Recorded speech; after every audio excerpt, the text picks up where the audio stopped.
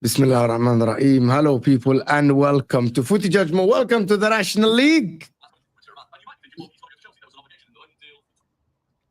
Sorry about that. Liverpool. It's all right. Liverpool bottled the Carabao Cup after being knocked out by, of course, PSG in the midweek. So Liverpool had a great season, of course, by winning the Premier League. But a lot of people are saying, who cares? As, of course, people are saying, yeah, it's time for the world's most condescending Liverpool fan to deflect by constantly spouting, yeah, but we still won the league. Where's your league title? Where's your league title? Where's your league title? I am not having anyone else talk to my football club about trophies. No one on this panel can talk to my football club about this season. You got no trophies. Where's your trophies? Champions League. But hold on, Tom, you know what is astonishing? This person, my friend, you put the comments in, and Tom just literally did the exact same thing in the background before we start the show. Too right. People we're make still gonna win the league. We're gonna win the league. We're gonna win the league. And are you gonna believe us? And are you gonna believe us? And are you gonna believe us? Like Sam yesterday. He's like, we're gonna win the league. We're gonna win the league. Can you imagine how funny it would be if you didn't? I think it would actually be all-time funniest moment in football history. That's not going to happen, though. No, you say that. It's impossible to happen. You didn't think you were going to go out to PSG, and you didn't think you were going to lose to Newcastle. So I could have seen both of those things happening. Liverpool not dropping 13 points on Arsenal in the last 9 games of the season. You never know. So, okay, why are you saying that, Rory? I do know. I don't think it's going to happen. It would just be hilarious, wouldn't it? Did Liverpool bottle this? Yes. Why? Sure. Because they were the favourites to win it. They were the favourites to win it. But not everyone that is favourites to win it bottled the league. Like, did Man City bottle this league? They were ahead of Liverpool in the picking order. I don't know, but Arsenal have never, ever once been favourites to win a title, and yet we've bottled it in 2 years, according to most people. So you were favourites to win it. Clear, when you were 8 points clear, you were favourites to win the title. If we bottled the title last year, you bottled the title the year before that. I don't know if we ever actually were favourites to win it, even when we were 8 points clear. We might have just tilted into being favourites at one point, but no. To be fair, I think the main thing, the main, I don't like the word bottled anyway. If I'm honest, I think it's overused. I would say if you were going to say Liverpool bottled it yesterday, it would more be that the performance was just like Atrocious, yeah. I think yeah. Salah bottled it over like the last 3 Liverpool performances I've seen in massive games. You can go PSG. I give you PSG second leg maybe, even though I thought he was all right. But yesterday, 48 losses of possession across 2 legs. It's not all in one leg. Yeah, but that happened. You're an attacker. You play the passes. It is what it is. Yesterday, you just didn't get the fucking ball because we had no one down the right. You can look. We don't need to get drawn into that too much, but a player of Salah's quality can go and get the ball. He doesn't need to rely on players feeding him the ball. He's good enough to drop deep. If we're going to have the old Eden Hazard Salah debate, I've seen Hazard. Yeah, but Hazard doesn't get the numbers that Salah does because Hazard drops to. This is the point. Salah's not Hazard. Salah has the level now of performances to go against what the manager's asking him to do if it's for the betterment of the result. If Salah drops deep, scores an unbelievable goal, how is it the betterment of the result? No, because you've got to look at the situation Liverpool were in. If Salah drops deep, Salah's picking up the ball, and he's got to aim at Jota, who's too busy trying to fucking DDT Fabian Shaw or Dan Burn, and Luis Diaz, who's fucking wank. Players that good create moments of magic when they have to, when their team needs them, and he has done this year. I'm not saying he hasn't, but he hasn't done it in your biggest moments this season when you've needed him to step up, to put himself into whatever conversation he wants to go into, but ultimately win Liverpool games. He hasn't done it in the biggest moments this season. Hasn't given him the ball to do so. No, but this is what I'm saying. You go and get the ball. I mean, there are iconic goals, aren't there, for Hazard against both of your teams, Arsenal and Chelsea, are just moments like that. And that's not a dig, but I'm just saying, if we're talking about him being that good, I can think of moments where Saka has left his position to go and get on the ball, pick it up, drive at players, make something happen. Salah has to go and do that. I mean, Diaz probably does a better job of leaving his position, getting on the ball and traveling with it. Bollocks. I don't know why everyone else, bar Liverpool fans, thinks Diaz is a good footballer. He's wank. He is shit. He is also proactive. I'm not saying he's great. I don't care about being proactive. Anytime you drop deep to get the ball, you run into the fucking defender or you turn backwards. There's no point in being Diaz. I hate wingers like Diaz. You know, I made a video, and it wasn't you, Tom. You've always hated him, so credit to you for that. But I made a video in October where I had to defend the fact that Saka was still a better player than Luis Diaz. By October, I had Liverpool fans telling me Diaz was better than Saka. He's not a good winger. I'll put it this way. People go on about Luis Diaz having one of the best seasons. Yeah, but I'm not comparing. So what I'm saying, all I'm saying is I've seen Diaz leave his position to go and get on the ball and not wait for it to come to him. And I think that means that Salah would have the same license to do so on the other side. But it makes sense for Diaz to do it because Diaz is only ever being picked up by one man. It makes sense for Diaz to do it because Diaz you don't really want Diaz in and around the box because he'll fucking miss.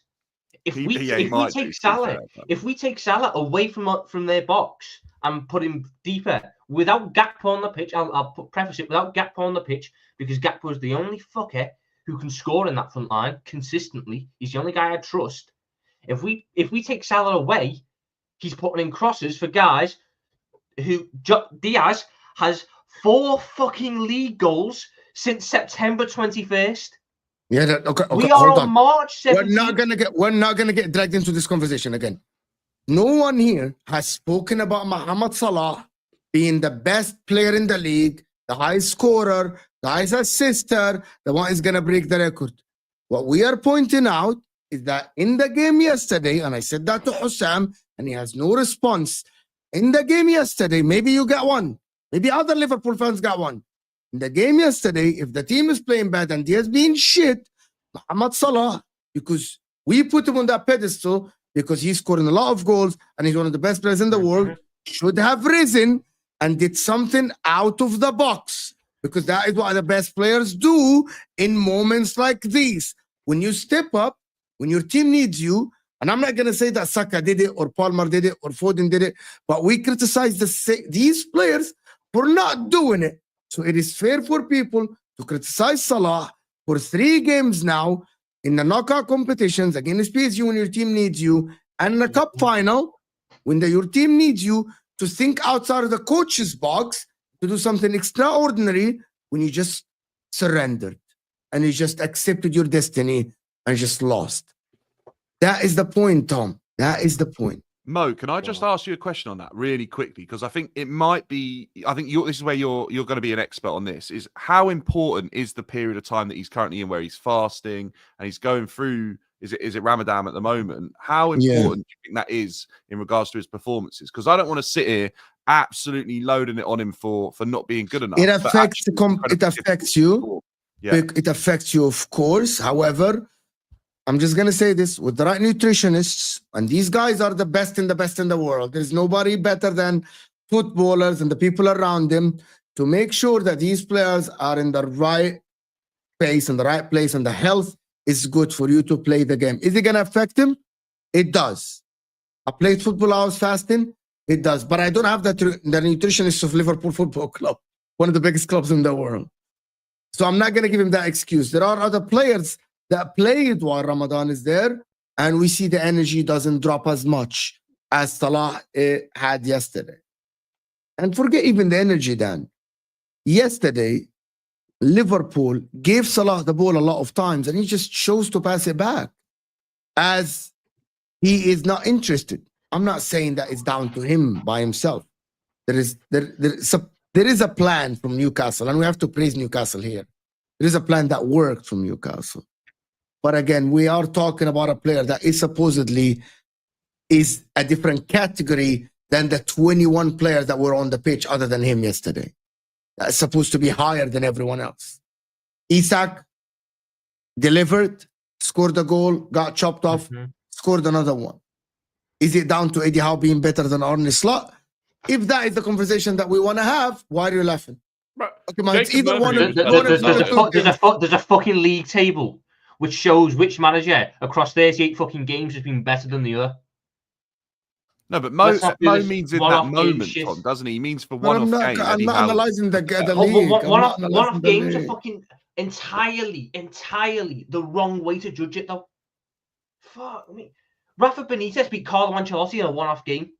Tactically outclassed him in a second half. I will never sit there and say Rafa Benitez is a better manager than Carlo Ancelotti.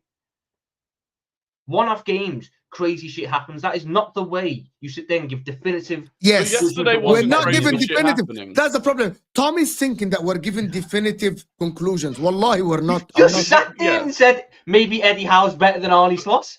But maybe that's the word. Maybe is key. It's like yesterday wasn't like crazy shit happening though. Yesterday was basically exactly what we'd seen, especially offensively from Liverpool. Exactly what we saw in the first leg against PSG, exactly what we saw in the second leg against PSG, and exactly the same yesterday. It was the exact same. Let's again be fair to the second leg against PSG. Yes, we went out, but we were the better team attacking wise for the 90 minutes. Extra time went off the board. We had two shots played off the line at the post twice. You had a 35. Yeah, you had a 35-minute spell where you were the better attacking team, not over the course of the 90. You didn't score a goal. Now we're just being disingenuous, man. I don't think we are. Yeah, I'm not disingenuous. You had a good opening 10 minutes, and you had a good spell between kind of either side of half time. Yeah, but I don't think you were the better team in that game, and you certainly weren't across the two legs. But the point is, even if it comes down to creating chances and not scoring them, he's not put Gakpo on for any of those games. He started with Diaz and Jota, who are both in rancid form. Sorry? Gakpo's not being fit. He's not fit. He can't play. He should have played Chiesa. I'll give you that. But Gakpo's not being fit. Yeah, Chiesa. Also, if Gakpo's not fit enough to... Gakpo's not being fit. If he's not fit enough to play, why is he on the bench? Because you might as well fucking have him for 20 minutes in case he can do something. But that happens all the time, Rory. Like, a lot of times. People are good for 10, 20 minutes. Do you know when it normally happens when you go? It normally happens when you go, okay, this player's coming back from injury. We're going to ease them back in. We don't want to rush it. But Liverpool have nothing to lose. Like the title is done. So and that's why he put him in. Saving him. That's why he put him in. Gakpo hasn't started the game. No, he played yesterday. He's played. Yeah, he didn't start though. Yeah, why? He's not fit enough to start. He's not fit enough to start. If you start him, you take him off after 30 minutes. He's not fit enough to start. No, I reckon he could play longer than that. And Chiesa... But the same as Martinelli. Martinelli did not start the game even though he was on the bench and he came at the end. Martinelli started yesterday. Yeah, but that's the second game for him. Yeah, it was the second game for Gakpo because Gakpo came on against PSG. Yeah, but what Rory's saying is yesterday's Martinelli game was out for wasn't longer about than Gakpo. Yeah, and yesterday wasn't about bringing Gakpo on for minutes, was it? It was a win or lose scenario, and you might as well take the biggest risk you can with him. Ultimately, I think if you look at both of the PSG games, and from that you don't change a single thing other than one enforced change, which was Kwanzaa for Trent. If you don't change a single thing, you can't turn around and say, "Well, it's not Arne Slot's fault. Anything can happen." It is his fault yesterday, but it's not because he didn't change anything, Rory. Okay, it is because he didn't change anything. But I'm gonna explain it why I think it's not because he didn't change anything. Because actually, PSG and Newcastle are completely different. He played Newcastle the same way he tried to play them in the league, but he just couldn't. Newcastle went man to man. Newcastle were pressing in the first 20 minutes. Newcastle looked a team that winning all the physical battles, first and second balls actually in the midfield. They forced Liverpool to play long balls for the majority of the game, and they won all the aerial duels. Tactically, he forced the hand of Arne Slot. He out-coached Arne Slot. It's very simple to say that in a game that maybe Arne Slot should have had the better tools to actually have a better game than this, but he didn't. But again, the fact that Arne Slot watched his team play 120 minutes midweek against PSG and then rinsed other than Trent, because he's injured, rinsed the exact same other 9 outfield players and started them again. Didn't change a single midfielder, a single attacker, none of the other defenders, and expected them to do it. When you knew Newcastle were going to be bang up for it. They had a week off. If there was one thing that Newcastle were going to commit to that game, it was energy. It was tempo.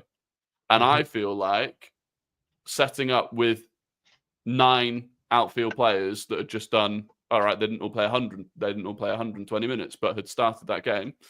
I just felt like it needed to be fresher. I get why Arne Slot started the 11 that he did, because it's the 11 that we started when we beat them in the league 3 weeks ago.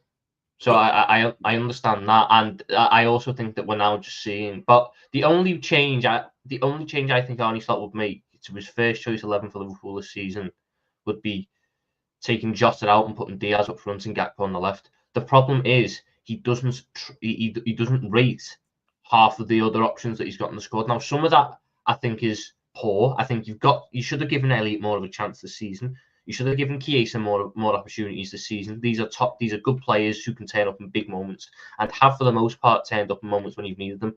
But I don't blame him for hating Darwin Núñez. Fucking hell, I hate him as well. I don't blame him for disliking Diogo Jota. Fuck me, he's crap this year.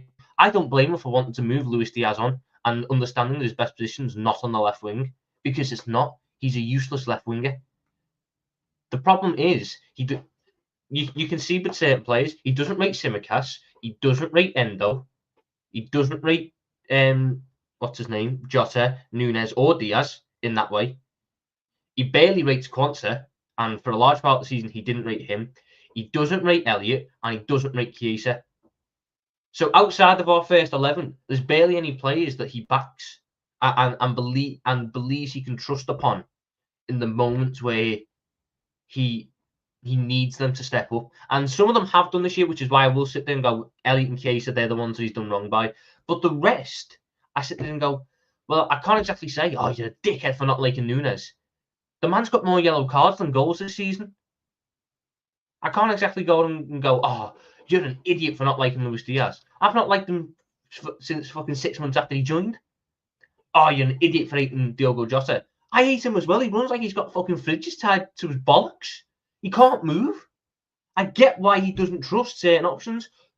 The fact he's went on and won the league this year is very impressive, and it speaks to how good he is as a league manager. He's a really good league manager. He knows how to win league titles. Is he a great cup manager? For all intents and purposes, from what I've seen this year and from what I know about his time at Feyenoord, not necessarily at this point. He's got a 33% win rate in cup finals now, and even this year in the Champions League, we absolutely smashed the league phase, but the knockouts is different. So that part of his game needs to improve. He's still got a lot to learn as a Liverpool manager. he's going through the same thing this year that I think Jurgen Klopp went through in his first season, where he's underestimated the intensity and the demands of the Premier League, as a lot of managers do when they first join, who haven't managed or played in it before. They don't understand how taxing it is. I think Arne Slot has learned that this year. And it's a very big summer coming up for us. There's been lots of rumours and lots of talk linking us with lots of players moving on, lots of players coming in. Hopefully, large parts of them are true. And it would seem a bit weird that the squad that's won a league title has a major overhaul. But this squad shouldn't have won a league title. This team should not have won the Premier League title this year, all things considered. The fact it has done, massive achievement, fair play.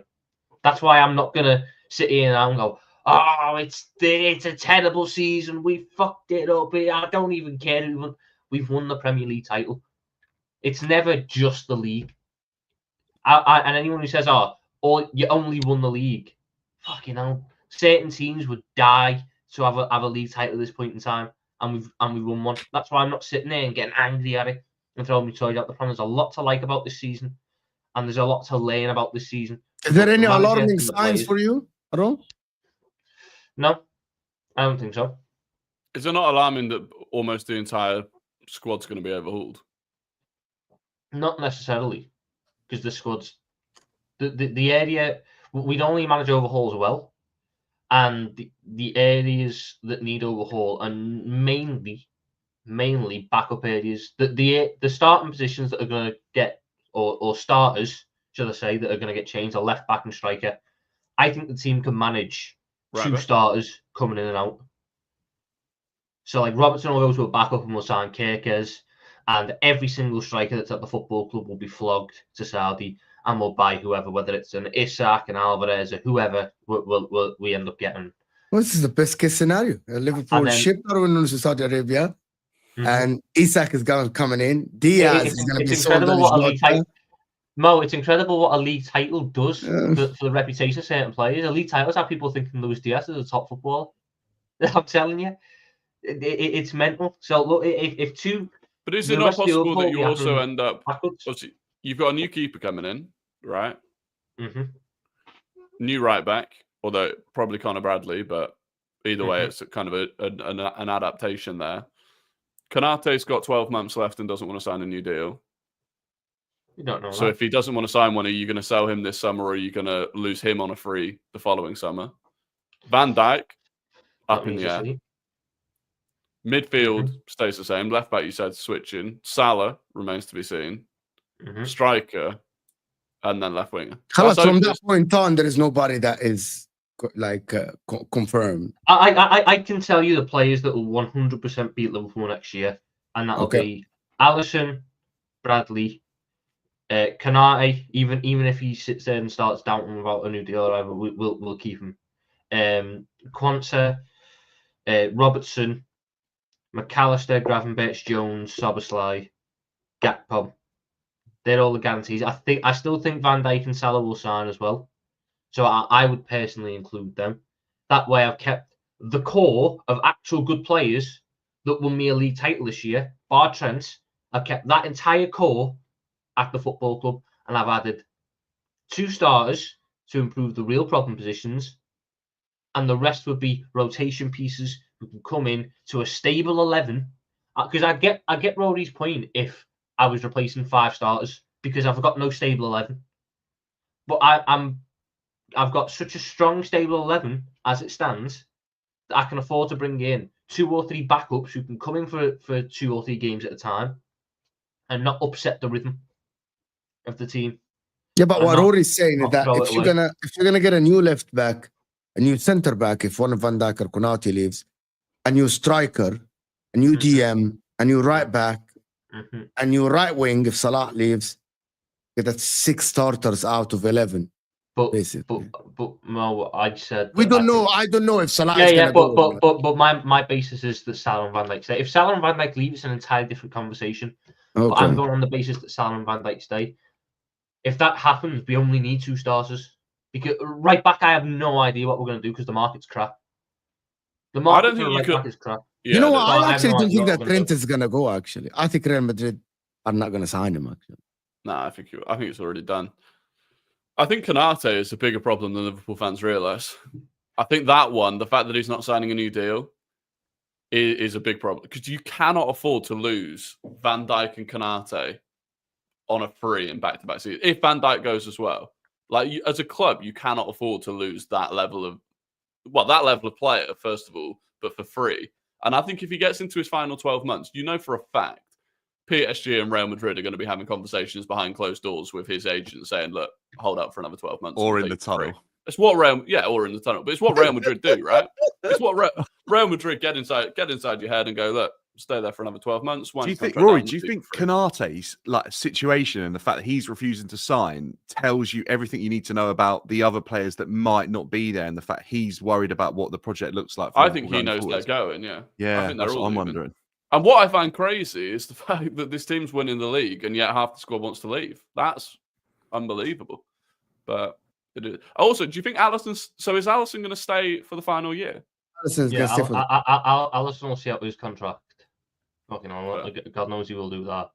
I can't. That makes no sense to me that Mamardashvili would come in without having a guaranteed number one spot. I think he was always going to come in and have 1 year as a backup. I think he had to accept that. Yeah, but the problem is every time the guy speaks it to the media, he tells them, "I'm going to Liverpool to be number one."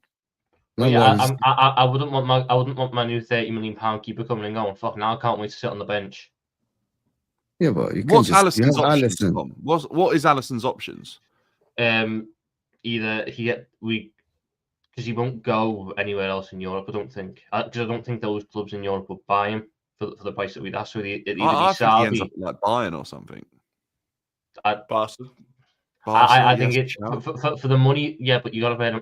If we're going to sell him, we're going to want good money for him because he's actually got. But are you? Because if he's only got 1 year left, you're going to lose him for free. I think he's got long. He might have to. No, he has until 2027. His contract's 2027. Oh, sorry. Someone in the chat said he only had a year left. That's my bad. No, he has 2 years left. 2 years. Alisson's got 2 years, so you'd have a decent length of contract on that one to where you can get good money for him. So it would probably be Saudi or wait for his contract to expire and. It's too young as a goalkeeper. He runs it down until 2027. So you think Alisson's going to do 2 seasons? Because if he runs it down, his contract expires. There's no way Mamardashvili. Alisson is 32 years old. He literally can get a 4-year contract from any club in Europe now. He could have another 8 years, realistically. It's those muscle injuries, isn't it? The injuries are a real problem for Alisson. Now he misses half the fucking season. Yeah, I hear you. Which is annoying. I don't know. Look, the Alisson one's weird because I didn't think we needed a keeper this summer, and we ended up getting one. So it's kind of throwing any sort of succession plan out the window with him. In terms of the other one, I mean, we were linked with Gay the other day. You're not signing Mark Gay as a Van Dijk replacement.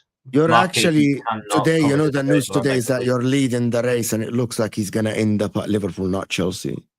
That's fine. If Mark Gay comes in as the third choice centre back, someone who can make sure that Van Dijk gets a bit of rest or Konate gets Liverpool Football Club are not spending what? What's it going to be like 70 mil? 60, 70 million pounds. He's in the last year of his deal. No, he's in the last year of his deal.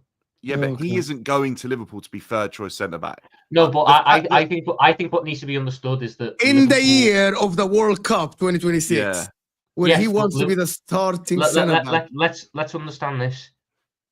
We have ran Van Dijk and Konate into the ground this year because the manager doesn't trust any of his backup options there. He did, yes. He hated Quansah until two weeks ago, and Joe Gomez didn't get a chance until December, and then he fucking got injured. If we have a centre back option that he can trust, you'll see more rotation in that back line. You'll see, because you cannot realistically play Virgil van Dijk 2 games a week at 34 for the whole season. There will be points in time where he needs to come out and have a rest. Gahey, if Liverpool are still in the Champions League next year, which we're going to be because we're going to win the league, and playing league football and having decent runs on the cups, Mark Gahey will still be getting a start a week. Mark Gahey is not coming in. Mark Gahey is not coming in to be second choice player to. He'd rather stay at Palace, I reckon, than do that. You'd be surprised. You'd be surprised. I would. You'd be surprised just how much football Mark Gahey's because you got to bear in mind, Van Dijk will be coming out. I reckon once every 2 weeks. There'll be cup games he won't play. There'll be the odd league game he's not going to play, etc. Factor in Konate is always due about 6 to 8 weeks out minimum as well. So that's 6 or 8 weeks where you'll be starting every game. In that, when Konaté's fit, you'll be rotating him to try and make sure that he doesn't get injured, and even though that'll be futile. I'm not saying that it's a dead set, but I'm also saying that these top centre backs, they wouldn't be just turning the nose up straight away and not the opportunity to come to Liverpool, because there's also got to be an element of a succession planning. Yes, Van Dijk and Konaté are here now. Yeah, so you would be third choice this year. But as Rory said, there is a very real possibility Konaté might not sign a new deal. All of a sudden, you're up to your second choice. I'm just saying that I'm not ruling out the possibility where the likes of Mark Gahey could come to Liverpool, because being third choice centre back Liverpool playing a minimum 1 game a week is not going to say, "Oh, you're out the England squad." Mark Gahey will make that World Cup squad if he joins Liverpool. So I don't see that as a reason for him to not join us. I think he's got, if anything, we know top 6 bias, and Thomas Tuchel's in charge now. So seeing a guy, an England centre back at Liverpool, probably carries a little bit more weight in certain sectors of the England camp. Yeah, but I think it's before good. I want to present an argument here, but before we go, guys, we cannot have like over 300 people in the house and not even 100 likes. Can we get to 200 likes live? Hit that like button. Craig, Newcastle, congratulations, Craig. Huge respect to Slot. Excellent in defeat. How the lads, big up. He was class. Arne Slot. Virgil van Dijk and Mo will sign. Okay, tell us your source. The club have iced all extensions until they have known who is leaving and who worked out. Who will fit Slot system? The data boys are back in charge. All right then. Great. I don't know why I have a feeling that is not like, I don't know, that is not true. I have a feeling that I think that one of Mo Salah or Van Dijk will leave. I don't know. I hope that they stay because I want to watch them play in the Premier League. I don't watch Saudi League or League A, so I want to watch Virgil van Dijk and Mohamed Salah play. But we're not sure. But I have a feeling. I have something that actually was, while I was watching the game yesterday, 2-0 Newcastle, wallahi, this is how I felt. I was thinking 2 weeks ago, this Liverpool team will add 1 striker next season. Salah and Van Dijk will stay. And next season, they are favorites to win the league. And just what I was thinking that, and the PSG game happened, and the Newcastle game happened. And I'm thinking, no, Salah is playing without a smile on his face. It doesn't look like he's staying. I don't know if Liverpool, actually, this midfield will be able to sustain a league if Man City bring people, if Arsenal bring Mendy and whatever, freaking 300 million plan that they're planning next season. Is this Liverpool team as good, will be as good as this season, or this was just one last push from a Salah or a Van Dijk and then Trent, one last push, Gravenberch as well? I'm not sure. I don't know the answer because I really don't know, because my mind keeps changing. Like, as a DM, like Gravenberch started the season on fire. He has been amazing and fantastic. You get my point. As a DM, you need to get a different DM than him. Yeah, but that wouldn't mean that Gravenberch is now not going to play next year. No, he's going to play. He's going to play next to McAllister. I think they might have a bit of a season like I don't know who's even almost like City this season to an extent. I think next year might be a year of regrouping, because I think even the players that are staying, a lot of them have really run themselves into the ground this season. I know a lot of them have got a long summer off, which will be useful, but I don't know. I just feel like it doesn't look like a team for me that's going to like go again next season in the way that they did this season. I hope you go again, Tom. I don't want to see you fall off, especially if you give Salah. If you didn't give Salah, I don't give a fuck, but fine. No, I think we've got as much of a chance of going again next year, because I think that the problems you saw from this squad at this point, I mean, problems is a mad thing. Liverpool have lost 2 games in a row for the first time this season. In fact, it's the first time Arne Slot's ever lost 2 games in a row in his management career, and everyone's talking like it's the end of the world, DEFCON 5, whatever. It happens. Guess what? This was Arne Slot's first big experiences. he kind of needed them. But I'm sitting there looking at it going, the problems that this squad had in this last week, they should be addressed this summer because we're getting rid of the players that he doesn't trust and bringing in players that he does trust. Therefore, we naturally have more players that play. Therefore, the big thing that everyone's been beating us with in this last couple of weeks, fatigue, should lessen because instead of using 13 players religiously, we're now using 16, 17 players religiously. And the likes of Gravenberch aren't starting on playing 90 minutes every single game for 6 months straight, like he has been doing. Argument's sake, you lose Van Dijk, right? Mm-hmm. You lose Van Dijk, you bring in Gahey for 60, 70 million. Where's his idea that Mark Gahey's 60 million come from? Steve, that's what they asked for. That's not us. We didn't just pick the number. If Chelsea is there's still no there, way. There's no way they get 60 million for a guy in the last. That's what they asked for. It's not like. But I have for Nunes to go and Mason I've still got Mount 1 year on his contract. Yeah, but that's Manchester United. You can't. But if you and Chelsea, I'm not being pushed by Manchester United. What do you mean, Staffy? Here. What do you mean? But if you and Chelsea are both in for him, and you need to replace Van Dijk this summer because he's gone, then I think you spend that sort of money. I could tell you right now, Rory. I think if the football club are looking to replace Van Dijk, Mark Gahey won't be the guy they replace Van Dijk with. They go for Schlotterbeck from Dortmund. Oh, because that's equivalent. Come on. He's closer to Van Dijk than he is. Look, don't get me wrong. Schlotterbeck's made huge steps in the last 1-2 seasons, but he is not. It's just not even comparable. Either way, my overall point was, I'm not sitting there. Yeah, but then there is no comparable. Van Dijk for me. It's an old-timer. It's an old-timer. There's no way. The biggest club in the country. Why can't they go and attract the equivalent? Why can't they get who is the equivalent? There's no equivalent in the world at the current moment. No, there probably isn't. But you can find someone who's going to be right at the top of their game. Go and pay whatever it costs to buy. No, Bastoni. Go get Bastoni. Go and tie Konate down to his contract. Go to Arsenal and challenge them to buy Saliba and see if he's got loyalty. Go around. And let's be serious now, man. Tom, if you are the team and you have the size and the power that you suggest that Liverpool do, if Real Madrid want to let go of Mbappe to replace. Go and ask. No, not Mbappe, but go and ask questions. That's what my overriding point. My overriding point wasn't actually even about Gahey. It was ultimately you lose Van Dijk on a free. You're going to have to spend significant money just to replaase him, which is going to eat out of whatever money it is you somehow raise from Darwin Nunez. No, I think you'd be shocked at how much money we'll make this summer because we'll have this big clean out is going to bring us in a lot of money. And you always would have lost 200 million on top of that. Yeah, look, if Van Dijk and Salah go, we all in understanding that Trent. Bye-bye. Have to go to Madrid, whatever. But Salah and Van Dijk are the differences. I think they'll stay. If they go, that's about 150 to replace both of them. And that's been I think Van Dijk is way harder to replace.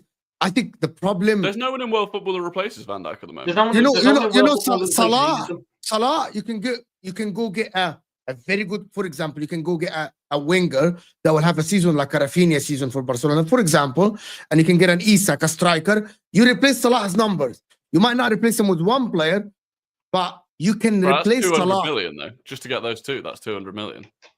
But he'll still probably not match him. But to be honest with you, Rory, to replace someone who has over 50 GA in the current market, basically that is a 50 million. That is a 200 million. It's tough to replace them. That's why the big thing. Like you need to get two players, Rory, to replace him. Exactly. So Van Dijk, though, I don't think there's an amount of money in the world that would replace Van Dijk. And the reason why I'm saying this, because I believe Virgil van, and I said that since he joined in January 2018, Virgil van Dijk allows you to play a specific brand of football that no other center back by himself in the world at the current moment allows you to do that.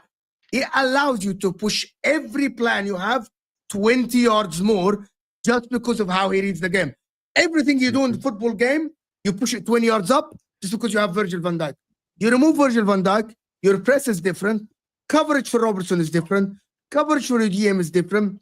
Your other center back has to worry about the left side. Konate, Matip, Gomez, Kwanzaa, none of them has to look left when they are playing at all. While Saliba and Gabriel, as good as they are, you still have to worry about your teammate there. You have to. Virgil van Dijk by himself is a weapon. By himself, I believe, is a whole line. And it's nobody that can defend it. We have played differently this year in terms of our defensive setup. And before anyone says, oh my God, replacing Van Dijk will not be easy. It's probably the toughest job you'll have this summer. But you don't need to buy this centre-back who is perfect in all areas now, because the defensive structure is a bit better than what it was under Klopp, where Klopp's entire defensive structure was built around, I have Virgil van Dijk, I can push high, I can go mental, and he can save me. Slot's a little bit more conservative on that basis. Like, it's hard to say what will happen, because I have no idea what's going to happen with these contracts. The fact they've not been wrapped up is mad. I don't think that they've been wrapped up in private. It makes no sense to keep it private that they've been wrapped up. It's no benefit to the football club. The only person that benefits is Trent, and I don't see why you'd be wanting to benefit Trent. And even then, now that he's out for most of the rest of it, like I could vaguely understand it if they were like, we don't want to tear down Trent whilst we're still competing for things and he's playing. But now that everything's wrapped up pretty much and he's out anyway, it'd be like there's no reason left to protect him. Can I post a super chat? I think Rory answered this, or Dan answered this last week. My man here, the boy, big up for the super chat for support the channel, been amazing. Can you explain why no pre-contracts have been signed more? I think Dan said something about this, that these players, I'm quoting what Dan said, and actually it went to my head and it registered very well. Dan said that last Friday when we were talking. He said, there is no way these players are going to sit here going in March not knowing what their future will be, or that was Rory. Oh, that's me, and there's a scare of injury that can happen to them. There's no way professional footballers at the age of 30 plus are going to sit here in March knowing that there is a chance that you get an ACL or an ankle twist or a tear in hamstring that will get you out for weeks or months even, and you don't know what your future would hold. You'll have to even sign for Liverpool at this current moment, or at least have a pre-contract sign with whoever you're going to sign for. But I think that makes a lot of sense. Well, that's why I think they're gone. And that, or maybe they signed for Liverpool. But they'd announced that. There's no reason for Liverpool to keep that under wraps. Other clubs, there are maybe PR to be released at the moment. Because for other clubs, for example, if they're looking at selling a player this summer, they might not want it to be announced yet that they've already bought the replacement, because then you lose the bargaining power.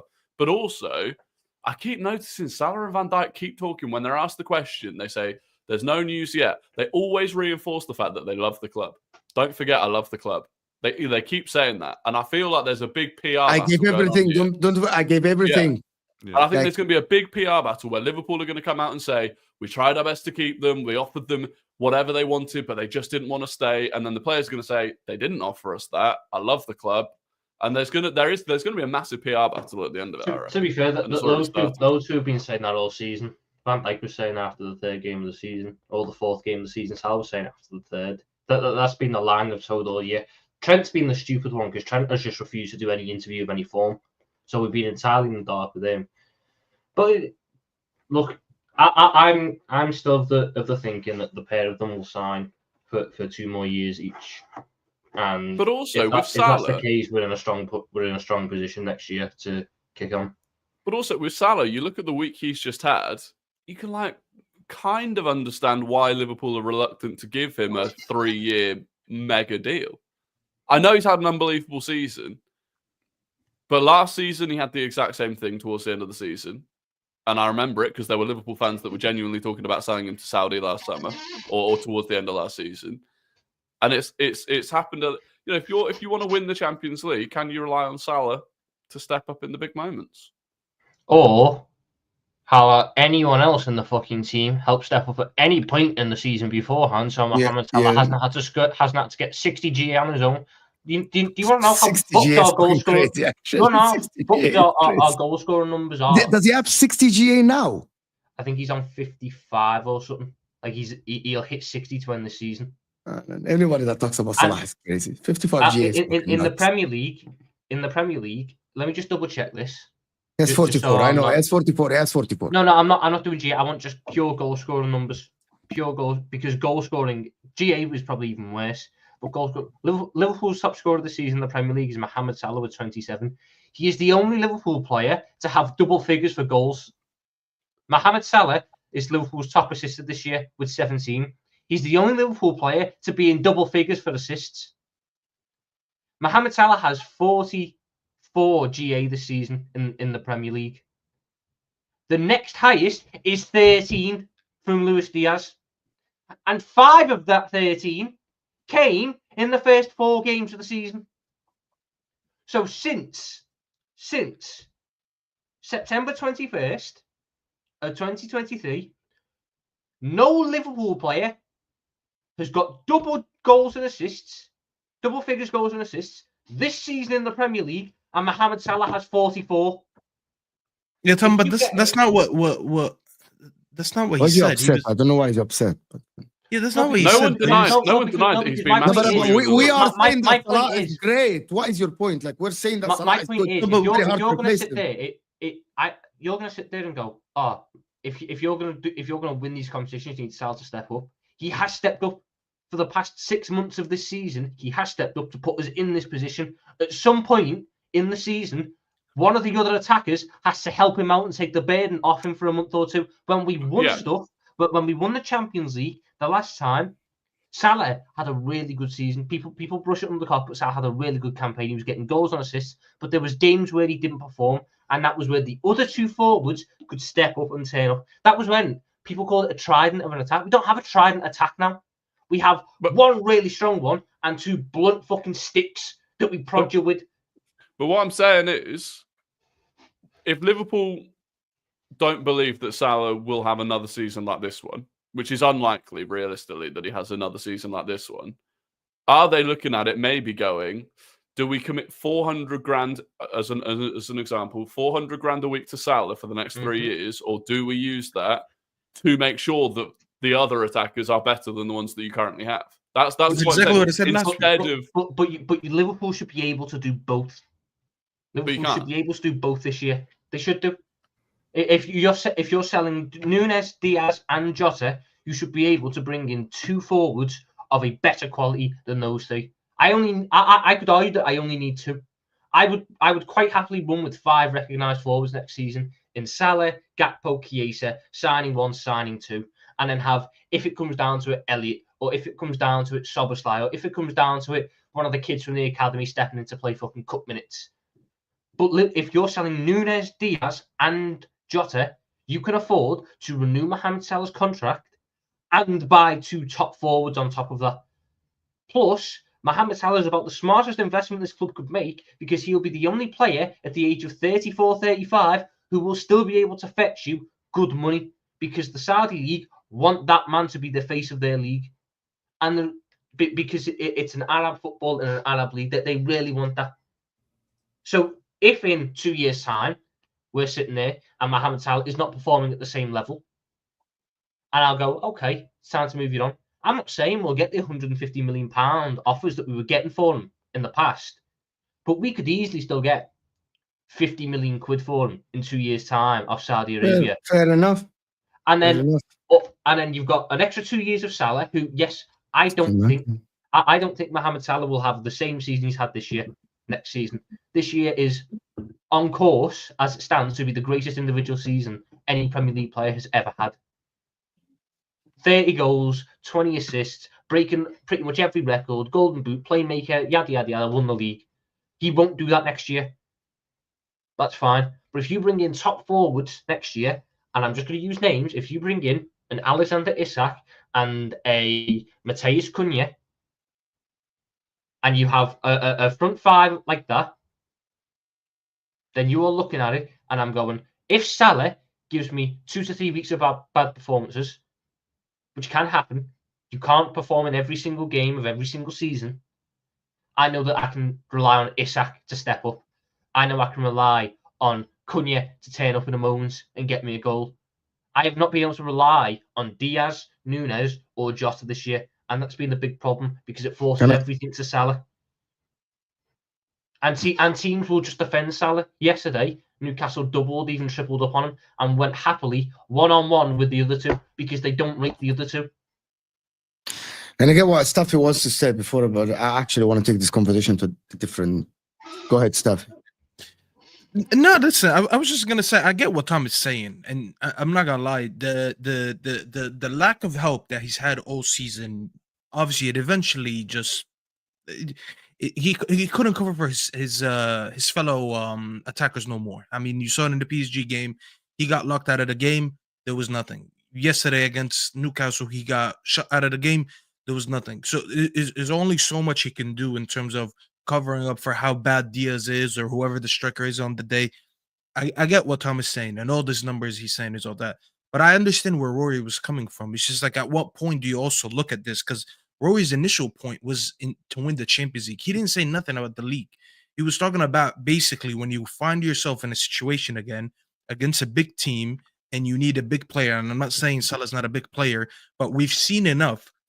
And I'm not gonna lie, I think yesterday was the first time I really deeped it and realized it. How much Allah for how great he's been in football. I've never seen a marquee player get marked out of a game 3 times in a matter of like a matter of 2 weeks. In some of the biggest games of their season, you lost 2 competitions because you couldn't get your best player involved in the game.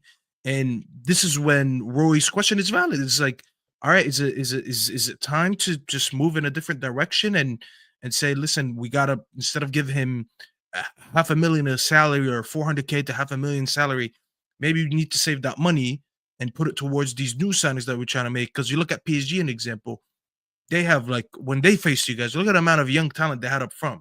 Dembele's technically their senior one. Everyone else around them was young. So like, you look at that and you're like, there's a time that I move towards that. Because you have, what's your name? What's the name of your director of football? Hughes. Tom, remind me. What's his name? Yeah. Or do you want about Michael Edwards? Michael Edwards, thank you.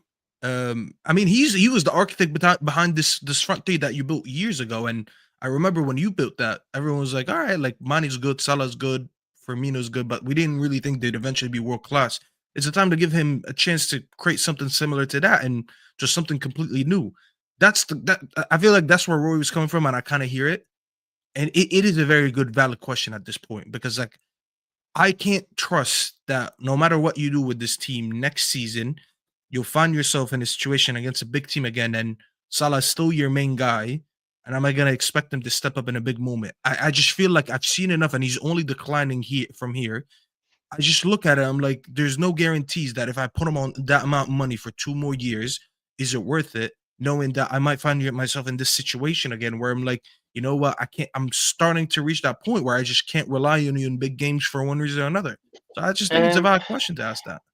I hear. I mean, I don't think it's smart to question Salah about big games. He's got one of the best big game records, but bar finals, he's got one of the best big game records about. I think that the point I'll go back to is that when Liverpool have more attackers that put fear into the opponents, more space opens up because teams can't commit on one guy. So this against PSG, Nuno Mendes would go touch tight on Salah.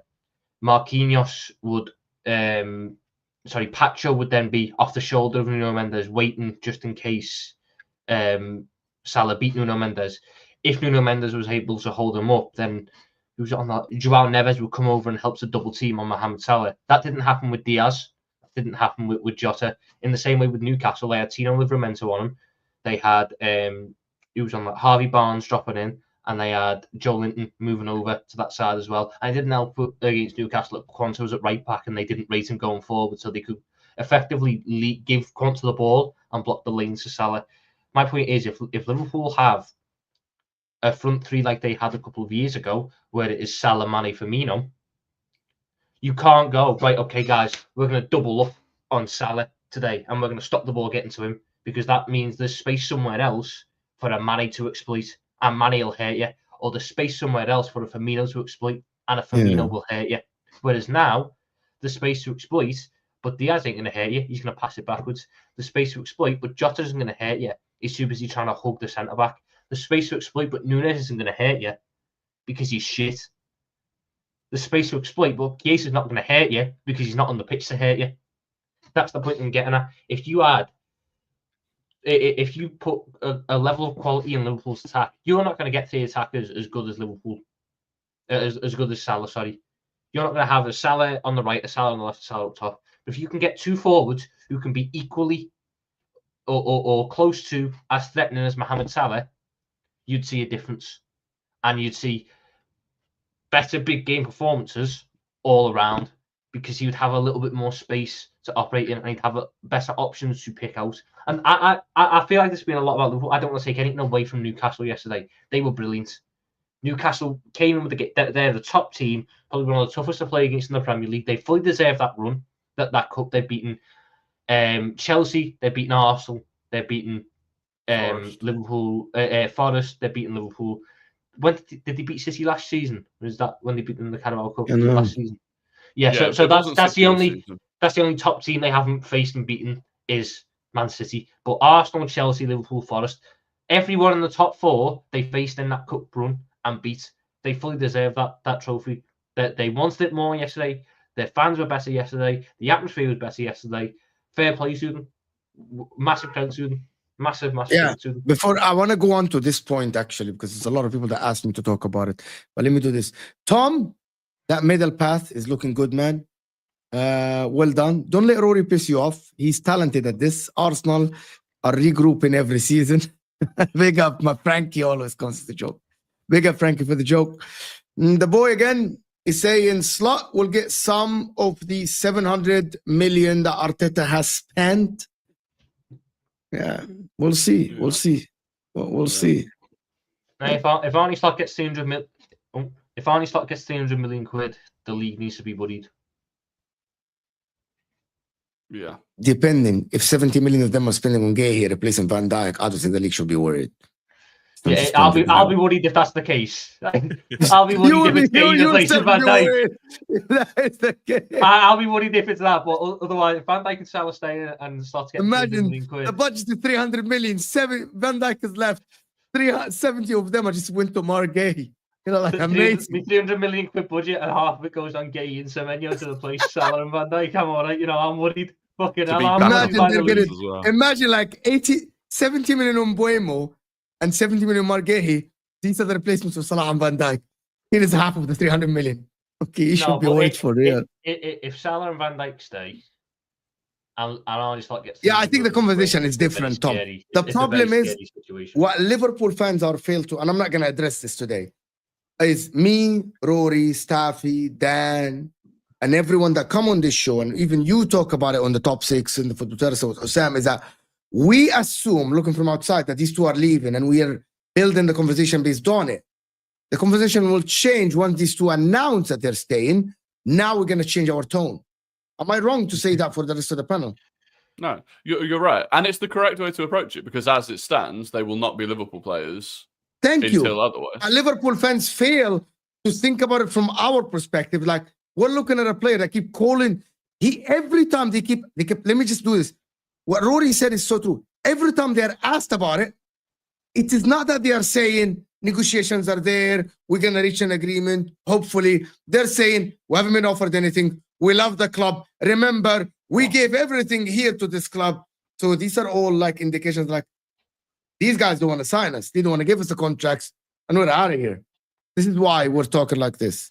No, look, you get the point, though. You get the point. Yeah, I get it, and I don't think otherwise. Liverpool should sign Saliba for £40 million. Joe is saying. Yeah. What would 40 million get us from Arsenal? Zinchenko. Kivior. Yeah. No. Yeah, Kivior, yeah. No, I'll give you Ben White. No way. No, Ben White cost them more. We bought him for 50. Maybe they get Calafield. He might get Jorginho. I know. You'll get Lewis Kelly. Shut up. That's a £100 million player. That's a £100 million player. Because I have some shame, Rory. By the way, Rory, how funny. Lewis Kelly, Arsenal, he is a £100 million player. I don't care about who Arsenal. I'm thinking realistically. I don't care. Yes, but he's an Arsenal player, though. So it is what it the is whole to point, Rory. The whole point is how much he's worth now. Mo, have you? If you want to transition onto what happened at the weekend between Arsenal and Chelsea, but the perfect moment here is between Miles Lewis-Skelly, right? Have you seen Rory's video where he shows him 7 years ago and he's 11? Like that. I'm sorry, Rory. That is hilarious. That is so funny that Casado even said that. Yeah. But Let no, me, I don't know what I Kivior. said. You get 40 million quid, Jakub Kivior, experienced Premier League centre-back, can play at left-back. I'm all right, Fucking hell. Kivior. I'd rather play Turn your Robertson notes at off, centre-back. Let me finish this and then we'll move on. Salah and Van Dijk gone. Slot will lose his way. Klopp's legacy ends. Slot is getting found out. Out coached. Clip this. Liverpool out of the top 4. I'll pay 100 if that happens. For me, I'm the gonna goal- clip this. I Someone clip this. genuinely think that is more likely than than Liverpool winning the league again next season. What the fuck? That is more likely than Liverpool winning the league next season. Liverpool crashing out the top 4. If you lose Van Dijk and Salah, yeah, which as it stands you're going to, I think it's That more ends likely. Klopp's legacy. I think it is more Personally. like if you lose Van Dijk and Salah, I think the more likely scenario is that you drop out of the top 4 than that you win the league again by replacing them and the replacements coming in first season and winning the Premier League. I think it comes down to how much you rate Arne Slot as a manager, because if Salah and Van Dijk go, the club is going to be pushed much quicker into a full commitment into Arne Slot than probably they want to. But you could also get it right, and then if Arne Slot's got a full team of his players, who knows? Maybe that means that some of the problems we've had this year are even better. The revisionism on Arne Slot is crazy after 2 games, to be honest. It's crazy, actually. But anyway.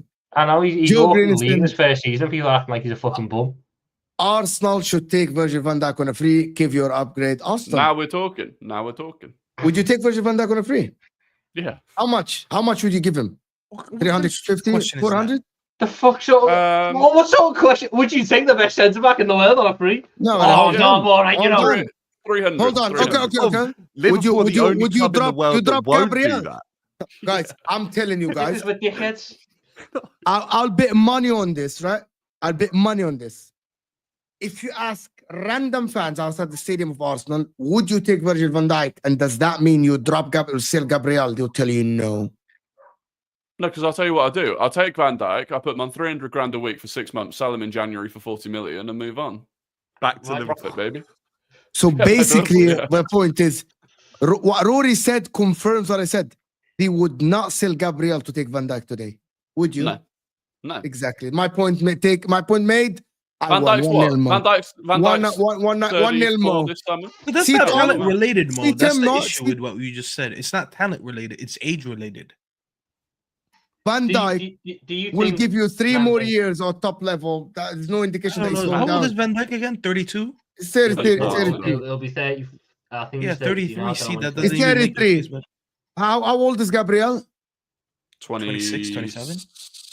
26. I would take the next. Here's the problem. I would take the next 3 years of Nah, Van Dijk hold on. over Gabriel's next 3 years. He's 26. I'm gonna Okay, keep Come on, Gabriel- a lot. Gabriel is the last issue, though. It shouldn't be him. I'm gonna that leaves. take. I'm Someone gonna else. take Van Dijk the next 3 years over Saliba next 3 years. With all due respect, to You know Saliba. what the right move would be? Sell Saliba to Madrid, make 200 million, get Van Dijk on a free, and play him for 3 years. and hope that you find the replacement. Yeah, I hear during that. that time, yeah. You Tell you make what, money, Van Dijk, and you Van got Dijk Van and Dijk, and you Gabriel. can still win the league. Van Dijk and Gabriel would be Imagine Van Dijk with your set piece mean. coach. Again, There's a I'm going to match say made this. in and people heaven. won't like. Oh my Thomas god, I Tuchel. just realized that. Imagine Van Thomas Dijk and Gabriel in thinking set about it. pieces. And his head is about to explode. He's like, With No, Declan Rice no, in the corners, bro, you know, I said earlier, people have this weird perception about certain Liverpool players. Virgil van Dijk is actually really not great off attacking corners.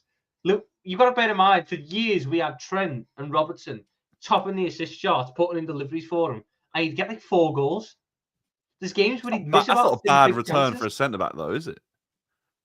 It's With not the exactly amount his of first job.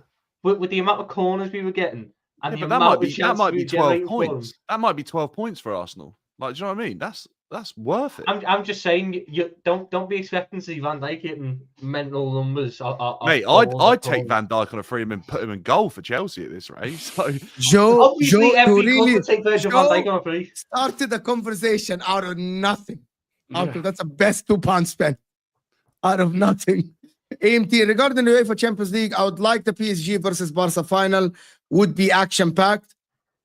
You're an Arsenal fan saying that you would like a PSG and a Barca final. I That's think an that is Arsenal very fan. strange. is he? Have you not seen AMT has been here for a while? Well, There's an maybe so, Arsenal but- fan is saying that he would like to be a PSG versus Barcelona fan. Personally, I'd prefer an Arsenal versus Barcelona final if I was to choose. But you wouldn't, as a neutral, that would you be wouldn't, unreal. you wouldn't prefer Arsenal versus Lille final. Well, yeah, okay, yes, I would. But I prefer Arsenal versus Lille. No, No, 100%. Wait, isn't it Dortmund? It's Dortmund. Lille out. Yeah, okay, so it's Dortmund then. Oh, yeah, Dortmund. Yeah, Dortmund. Okay, Yeah, Dortmund. I tell you what, that'd be really impressive if Arsenal got to the final against a team that aren't in the competition. And they anymore. lost to Dortmund. Yeah. Dortmund have got an unbelievable centre back though. Probably Van Dijk. I don't think Liverpool should sign all three. Ozil vibes. Ozil vibes, The thing yeah, is, what's though, Ozil vibes about? I'm going to tell you what I mean. I think Renewing the contract of everyone, risking that one of them will just completely fall off. Right. Well, I get what people say. No, but Salah was beat with that stick when he signed his contract extension 2 years ago, and I was told, he's doing an Aubameyang now, and then he's went on to do. That's a very fair argument. That's a very fair argument, to be honest. Mohamed Salah's not Aubameyang or Ozil. True. Very fair argument, to be honest. Tom. AMT saying, do Liverpool fans really believe FSG will do both? I'm of the belief that because it's not FSG running the football club or the football side of the football club anymore, that we could see something different happen. It's Edwards. This is why I don't think you'll do Isak and Salah, because I'll be honest, I don't think we're going to do Isak. By the way, I think we'll go for Alvarez off. Yeah, Isak and Salah are both in their own right. Both of them are a bit of a risk. Isak, you're talking committing record-breaking levels of money to a player who does have a bit of an injury history, and Salah, you don't know how that 3 years is going to go. I don't think, given Michael Edwards' history, he's quite risk averse in his signings generally. I disagree. The club was risk averse when he was there, when he didn't have the full control. He wanted to sell Henderson after we won the league and sign Bruno Guimaraes, but the club said that's too risky and we're not going to do it. He wanted to sign what's his name, the lad at Chelsea now, midfielder, Argentina, Enzo Fernandez. He wanted to sign Enzo Fernandez from River Plate the year before he went to Benfica. Yeah, like Edwards had ideas that he wanted to do that he never got to implement because of the manager and the way the club was run, which is ultimately one of the reasons why he left. If he's now got full control, which is apparently, I'm just using the line that I've been parroted by the media, if he's head of football operations at FSG, means he controls the football side of it, which means he gets to make the key decisions, or at least have a say in the key decisions. If he's the guy running it, if his mentality is the one that's being carried through, I'd like to think that we are willing to take some of these risks, or more educated risks. I mean, imagine the situation we'd be in if after we won, because it wasn't after the league, sorry, it was after the year where we had no centre back. So going into the year where we finished second on 92 points and we lost the Champions League final, imagine if in that year, instead of having Jordan Henderson, we had Bruno Guimaraes. He'd be the difference maker to get you over the line. These are the kind of things that I think could be different. And look, it might be the same. And if it's the same, it's a real problem. But I've got a feeling that it might just be different under this guy. Let me just say, okay, no pre-contracts leaked by other clubs. More clubs have told them to wait. Want to rid of the bunch of players to free up to clear the budget and spend. Maybe, we don't know. Also, I'm just going to present something that maybe people are saying that the year will start in April and they want to delay it until April. So maybe, I think we'll have to wait and see, my man. I think we'll have to wait and see. I think you're trying so hard to convince yourself that they're going to sign while we're saying that we don't know and we're just playing all the cards, basically. I think there might be a little bit more weight on what you said about how we're going to wait to do the deal. It'd be stupid, but Liverpool don't really do big contract extensions mid-season. They always happen at the end of the season. But I'm telling you that these two players will not wait. And that's fair enough. That's fair enough. Their fate cannot be left until June. His fate, if the guy, I'm sorry, if Salah gets an ACL tomorrow, if that happens, and I don't wish that to happen, nobody will sign him until he's going to stay a year without any money coming in. No, Saudi would take a player with a dodgy ACL and pay him a lot of money. Neymar, didn't he? Yeah, that's what I mean. They wouldn't mind. If that guaranteed they'd have Salah and allowed him to do his recovery there, I think they'd take him. Maybe, I don't know. But they wouldn't pay what they're willing to pay now. I don't Exactly. There's an know. offer on the table now. Yeah, maybe. Well, I they think just would. Saudi Arabia They're could not be the idiots. exception. Yeah. Honestly, the difference between Arsenal and Liverpool is Mo Salah, and everyone needs to give him massive credit for that. A true king of the modern era. 100%. Devin is an Arsenal fan. 100%. One of the reasons, I think 50% of the reason that Liverpool are winning the league this season is Mohamed Salah. So What's the other absolutely, you're 50%? spot on. I know that. Huh? What's the other 50%? Gravenberch revelation, Virgil van Dijk, Arne Slot as a coach, the moments that you got. What? PGMOL. Like, you've only lost 4 points because of dodgy decisions. You know what? Tom Obviously, said it's that taken waiting for you to say this, Rory. Like he's waiting for you to say this. Because this is the line that Arsenal fans had it. If you asked them where it went wrong this year, it was the PGMOL stiffed us and we got injuries. There is a game, there's a London derby that happened yesterday. Nunes fits Arteta like a glove, reject FC rescue. Weren't you not interested in him last summer? No. I don't think so. Maybe in the media, but there was a bunch of like South American journalists reporting. AMT and Arsenal fans saying he is not deluded, but you need to believe that you can knock out Real Madrid. You need to believe that. Well, listen, there is plenty of time to talk about the Madrid game. There is 3.5 weeks from now until the Madrid game, so there is a lot of time to talk about that, AMT. But you have to have a belief, to be honest, that you're gonna go all the way. For the Chelsea Arsenal game, okay. Timbers ACL now never felt he ever had. Yes, okay, but you're missing the point. If Salah gets an ACL today and he recovers, nobody will present a contract while the guy has ACL. They're gonna wait until he finishes and they're gonna tell him, okay, when is your recovery date? Here is the contract from that. Why would a club pay free money? There's no point. AMT. Exactly. Yeah. There was time to speak about Man United and Bruno Fernandes and the hate, but we have to talk about Arsenal and Chelsea. I said something yesterday. I don't know how you guys feel. Rory was in the stadium yesterday. And after the game, I went to the football terrace and I said, I'm sorry. This game, the conclusion I got from it is that Arsenal are levels above Chelsea. Because Arsenal didn't sweat in this game. And Chelsea looked like they were trying so hard. Both have injuries. Chelsea didn't look like that, Mike. Come on. You did. Nah. Look, Dan. Nah. Neto, Fofana, flying tackles. Neto is the. Can I tell you my evidence and you can tell me no? Of course. Tell me, man.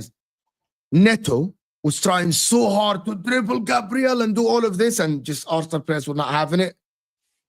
Jadon Sancho, I give to you. Enzo Fernandez was trying. I saw Kukurea was trying so hard in this game. He was sweating. Fofana was having tackles flying and all of this. And I thought that Chelsea was trying, but Arsenal were really like, yeah. Let me respond to this. You're so cringe, Mo. Doesn't mean I don't believe. But AMT, that is the whole point. And I'm just because we were going to move on from that. That's the whole point. I believe you have to have a belief that Arsenal can win it. You're not deluded. Yes, that you believe more realistically Barcelona, PSG. But if you believe that PSG, and I'm just going to tell you this, if you believe that PSG can beat Real Madrid, in a semi-final, you should believe that Arsenal can. Exactly. Madrid. Arsenal can do it. They just have to. They have to have their players available who are brave and are naive, and that's how they'll do it.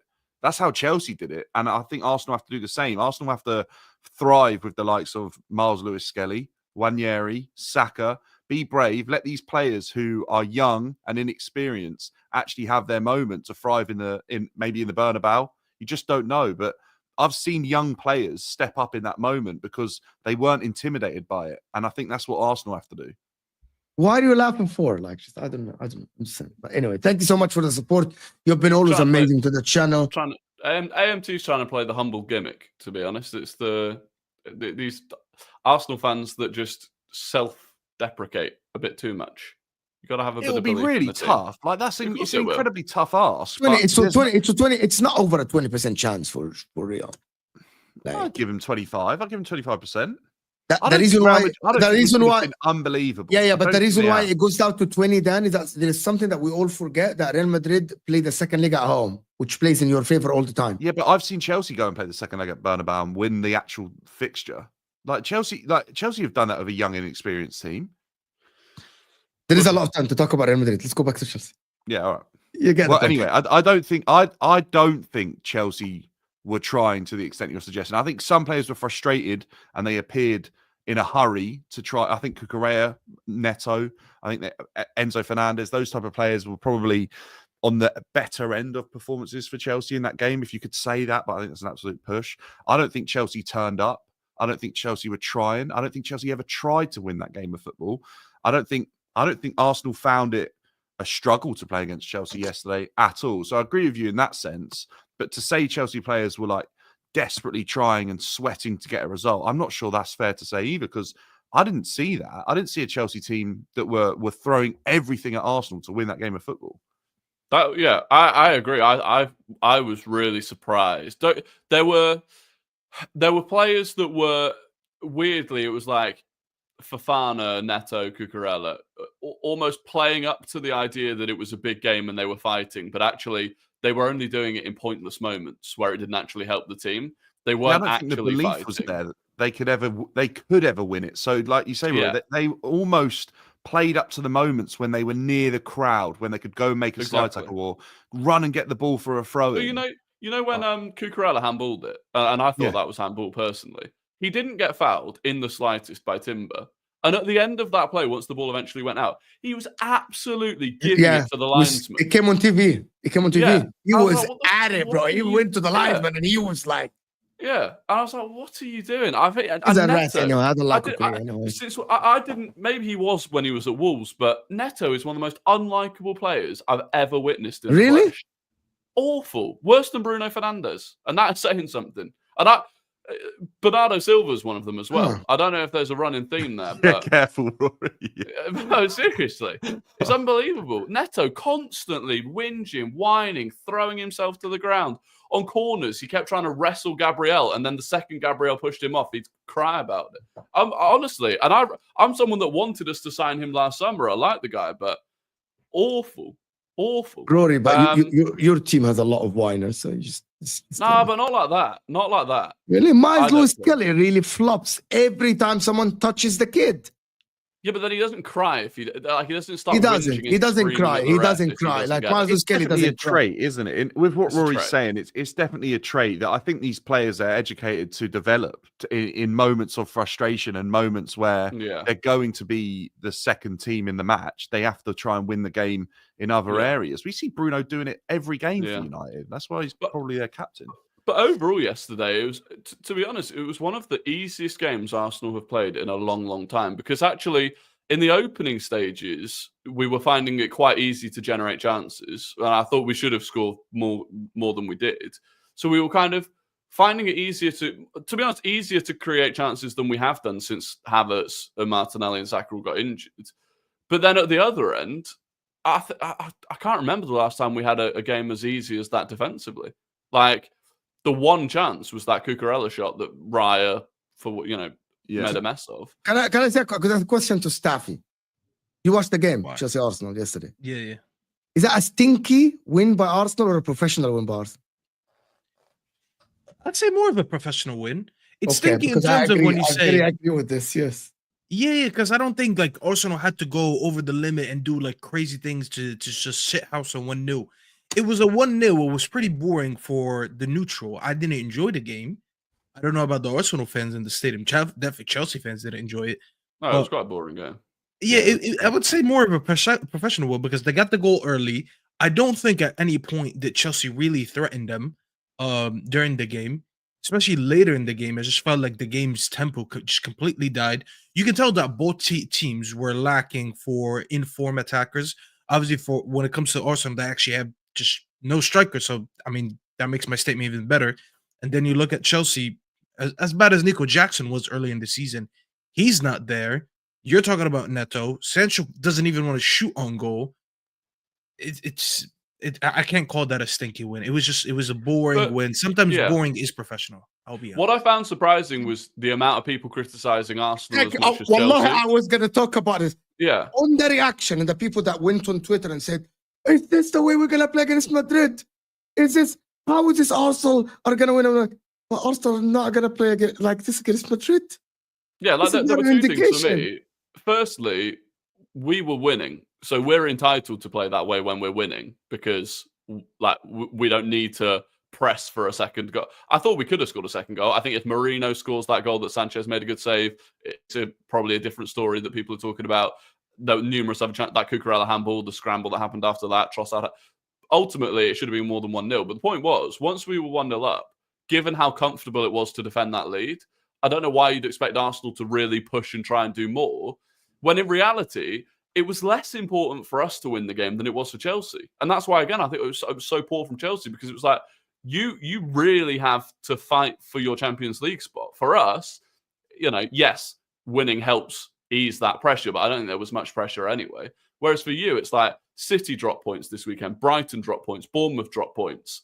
Those teams all drop points. You come into an Arsenal team that ultimately aren't in form, and it was like, yeah, you just didn't even try. I remember looking at like Neto in the final few minutes. It was like late 80th minute. And the ball was at Raya's feet, and the ball had gone back to him so he could pick it up, but he just kept it at his feet, waiting to waste some time.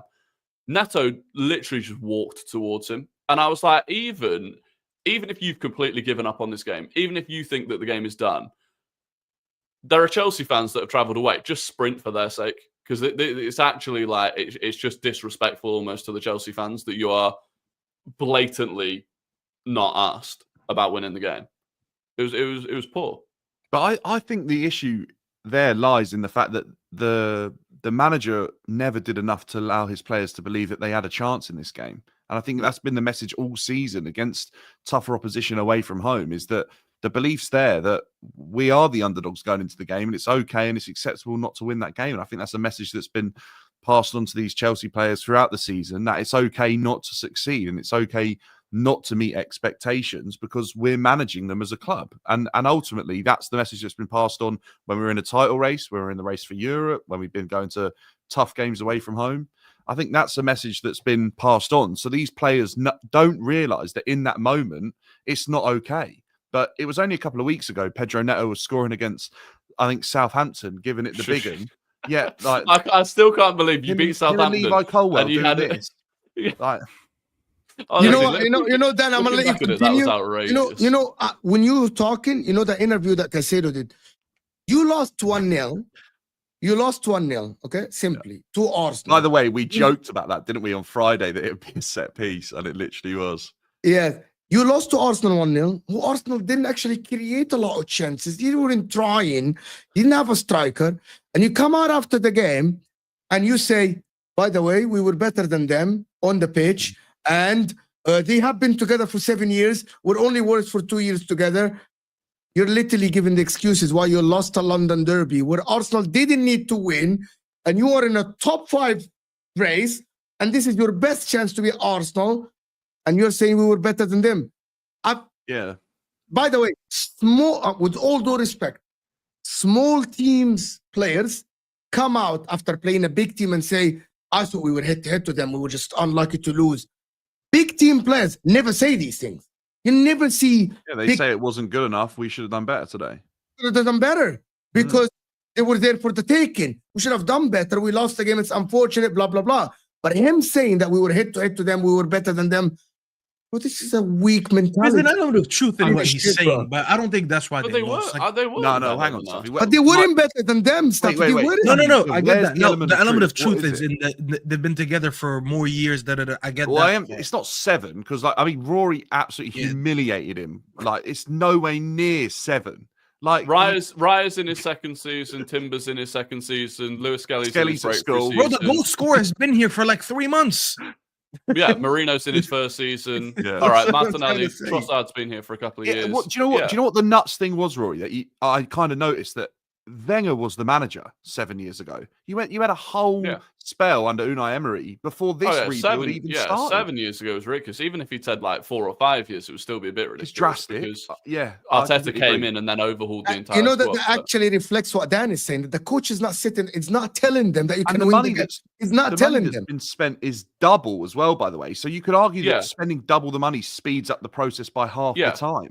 But also, it's not even an excuse. We've lost this season to Bournemouth, whose manager has been there for less than 2 years. We lost this season to West Ham. New manager, new players. It's not even an excuse in the first place. And the fact that they're scratching around for those excuses. I have no idea what happened to Chelsea from the first 15 games to now, but Rory said, Wallahi, Rory, game week 10, you said this is Ange Postecoglou, and I didn't believe you. And yesterday was a great example, by the way. And one of the reasons I think people, even some Arsenal fans, are saying that we weren't good, one of the very, very rarely, in fact, I really can't even think of a time that at home we've given a team as much possession as we gave you. I think you had 60% possession. Yes. So when you're in the stadium, that feels, if you're used to every single week watching Arsenal win the ball back quickly and dominate the ball, if you suddenly have a game at home where you have 40% possession, I feel like for some Arsenal fans, that's like, oh, that's weird. Like, what are we doing? But it was tactical, because I've been saying this for weeks. Maresca got found out.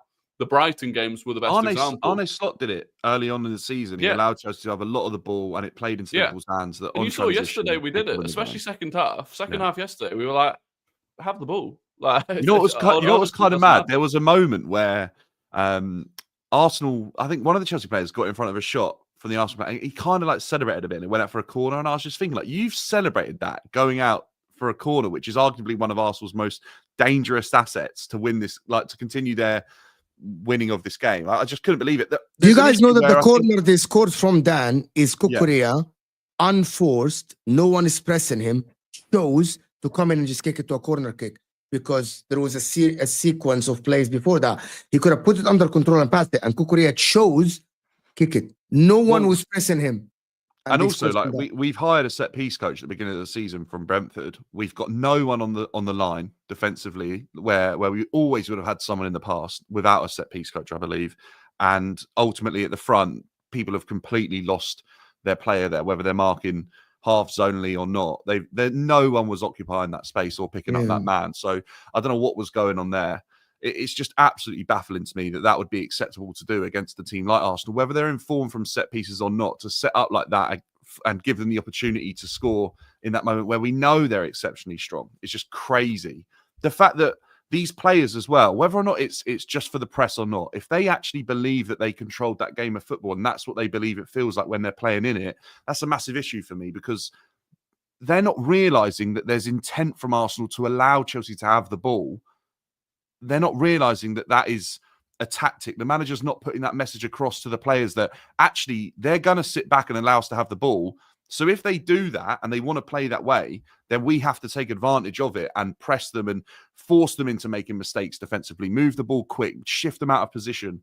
They didn't do that at all, Chelsea. We were slow, we were pedestrian, we were predictable. You could literally see Odegaard was obviously one of the higher up players organising the press as he does for Arsenal, just pointing where the next pass was going to go before the defender played it. And then out Arsenal went, shuffled across, pressed, Chelsea go round again. It was, and okay, look, there's no focal point for Chelsea to aim for. There's no obvious creator with Cole Palmer missing, but those patterns of play and repetitions have been there since Christmas for Chelsea, arguably all season. And like Rory said, they've been found out and there's no adapting, there's no change. They've just repeated and repeated and repeated. It's becoming easier and easier for teams to allow Chelsea to have the ball, sit back, and then Chelsea aren't able to do anything with it. You know, the team on the pitch cost, without Reece James and Colwell, who are couple, cost £500 million on the start. Well, you can throw Reece James's wages into it because they cost enough. So the starting 11 for Chelsea, removing two players who are each probably worth £40 million, at least Colwell and Reece James, was bought with £500 million. And these are the performances that they produce, including Kunku, £50 million, Neto. Sancho, I did Sancho for 25 only. That's right. Let me do the super chat before Staffy comes in because he wanted to talk about Chelsea. Maybe stink is not the word. Yeah, boring game. It was very boring, but it was professional. I have my moments, but it is why I decided to take a step back from football space. Our fan base is constant head loss. It is jarring. We won, no extra injuries. It is okay to hold deuce and keep it going. And this is why I didn't understand the people that, bro, I was full of praise for Arsenal listening. No injuries. You know, whatever way you look at it. You won a London derby. Yeah. And you just Confirmed. And even though it doesn't feel like it, even though it doesn't feel like they're a top 4 team, Chelsea are in 4th. Like, and this is where look, and it's a good thing because it shows how far our standards have come. But the fact that we're now in a position where beating Chelsea, who are in 4th in a London derby, comfortably 1-0 with the 2 of our Arteta best players believes are the missing. best attacking team in the Right, league. like that's more of a statement on how poor the league is. I'll really be I honest agree, with you. Staffy. Actually, It really is. I can't believe this Chelsea team, and this is not out of hate. Then I can't believe this Chelsea Mate, team. I've said the same on my video this morning. I cannot believe I'm looking at a Premier League table and we're 4th with the way we've played and being like 12 points maybe. Yeah. Like You've won 4 games out of 13 since December, and you're still 4th. That is crazy. Yeah, and at home they are only as well, and they're against Leicester, Southampton, West Ham, Brentford, so all bottom half teams as well. Yeah, you've not won an away game this year, other than in England. Obviously, you won against Copenhagen, but so I just never seen a top 4 side where everyone's the manager sacked. Everyone says we need a striker. Everyone says we need a goalkeeper. Everyone hates the ownership and the direction. There's like guaranteed once a game. 80% of the things about this Chelsea team, every Chelsea fan hates. Yet they're a solidified top 4 team, and I just don't think I've ever seen that. I don't think Chelsea are. They're such a weak top 4 team. It's an incredibly false position, Staffy, and I think what we'll see now is that by the end of the season, with Chelsea's running, I really don't expect that 4th place to stay long. And I think once Chelsea drop, the drop might just continue and it will just get lower and lower and lower. And they'll finally sort of fall into a place that looks more. You fear you might miss out, is what you're saying. Huh? If you lose to Spurs next game, oh mate, if we lose to Spurs, home to Spurs, you're not losing to Spurs, bro. No, there's if we lose to Spurs, there's no saving Enzo Maresca. I'll tell you that straight away. Bro, they got Matthias Tell in the away stands after being in England for 5 minutes. Can you imagine? Like, imagine there's a chance, isn't there, that like Maresca's either getting battered by his fans walking down to the tunnel, or Ange's getting it. It's crazy. Honestly, as an Arsenal fan, that evening is going to just be delightful viewing. Because is that El Sakiko, or is it like El? No, I don't think it is. I think it could be for Ange. I think if Chelsea batter Spurs, that could be the end of the road for Ange. But either way, it's just going to be one fan base. Because Chelsea fans, I was on the tube on the way home yesterday, and I was stood next to some Chelsea fans, and they were like, "Oh, next game's against Spurs," and even they were like, wow, it's Spurs. We'll definitely beat Spurs. I was like, so if you lose, because there's a lot of confidence going into it, even though you've been so bad. It's almost like a false confidence from Chelsea because it's just a guarantee that Tottenham don't turn up for that fixture season in, season out. I still sort of looked at the fixture list and was like, right, Ipswich is potentially the easiest fixture we've got there in the running, but Spurs is 3 points. So what are we picking up? Maybe... I think I said it was between either like 4 or 7 points from now to the end of the season, actually. I'm not lying. What? Yeah. There's 9 games left. I just Fulham away, you lose. I just don't. There's teams in there that have beaten us this season. Ipswich beat us away from home. Fulham have beaten us at home. Like I think we probably beat Ipswich at the Bridge. We probably beat Spurs. That's 6 points. Maybe we get a draw. Brentford away, you lose. Fulham away, you lose. Liverpool at home, you probably lose. Newcastle away, you lose. United at home could get something, and then Forest away. Yeah, your end to the season is horrible. Liverpool at home, throw Newcastle in the 5 away. games. Right, so here's the Europa League conundrum I've come up with, right? And I think I'm going to get pelters for this from Chelsea fans, but I'm prepared to stand there and take it. If we go all the way in the Conference League, we are going to put ourselves in jeopardy of losing out on Champions League football. Financially, the benefit of qualifying for Europa League football next season and winning the Conference League is not even a scratch on qualifying for the Champions League. And I don't want to make top 4 trophy. Prioritize. You have to. You have to prioritize it. Completely agree. It's a simple they want trophies so they can flex. We want Chelsea shouldn't be in a position, right, where we're talking about not winning a trophy and sacrificing that to get top 4, but I'm being serious. I think Chelsea should, if it means that we get ourselves over the line for Champions League football, I would sacrifice the Conference League. I literally don't care enough about it. The Conference League is not a major trophy. You can't have a major trophy where any self-respecting big team can never compete in it, because if you did, that means you had an awful season previously. So it's one of them. Like West Ham win it, big achievement. For West Ham to win the Conference League, that's a big moment, a big achievement. For Chelsea, it's not a big achievement. And financially, if it costs you Champions League football, it's absolutely detrimental. Yeah, 100%. And you wouldn't be in the Champions League next year and have the opportunity to win the Champions League. I think you're muted now. Oh, sorry, guys. Yeah, no, look, I completely agree with you that the Conference League is always off the back of a shocking season normally, and I think that's why I'm really not that bothered. A lot of Chelsea fans said, "Oh, it'd be great for us to win every single European trophy," blah blah blah. But yeah, I just think Chelsea are in such a difficult position now. Throw in 5 more fixtures till the end of the season as well. It's going to be incredibly difficult for Chelsea to do it. I almost feel like Villa. I mean, they didn't probably sacrifice the Conference League because that probably would have been good for them last season. But I feel like Unai Emery did prioritise getting Champions League football. It's so important, and I think it worked for the best. It the did. quarterfinals But of the Champions League. ultimately, with Villa, they then spent heavily this season, and now they're at risk again because they're in that horrible situation of but I think the quarterfinal of the Champions League for them.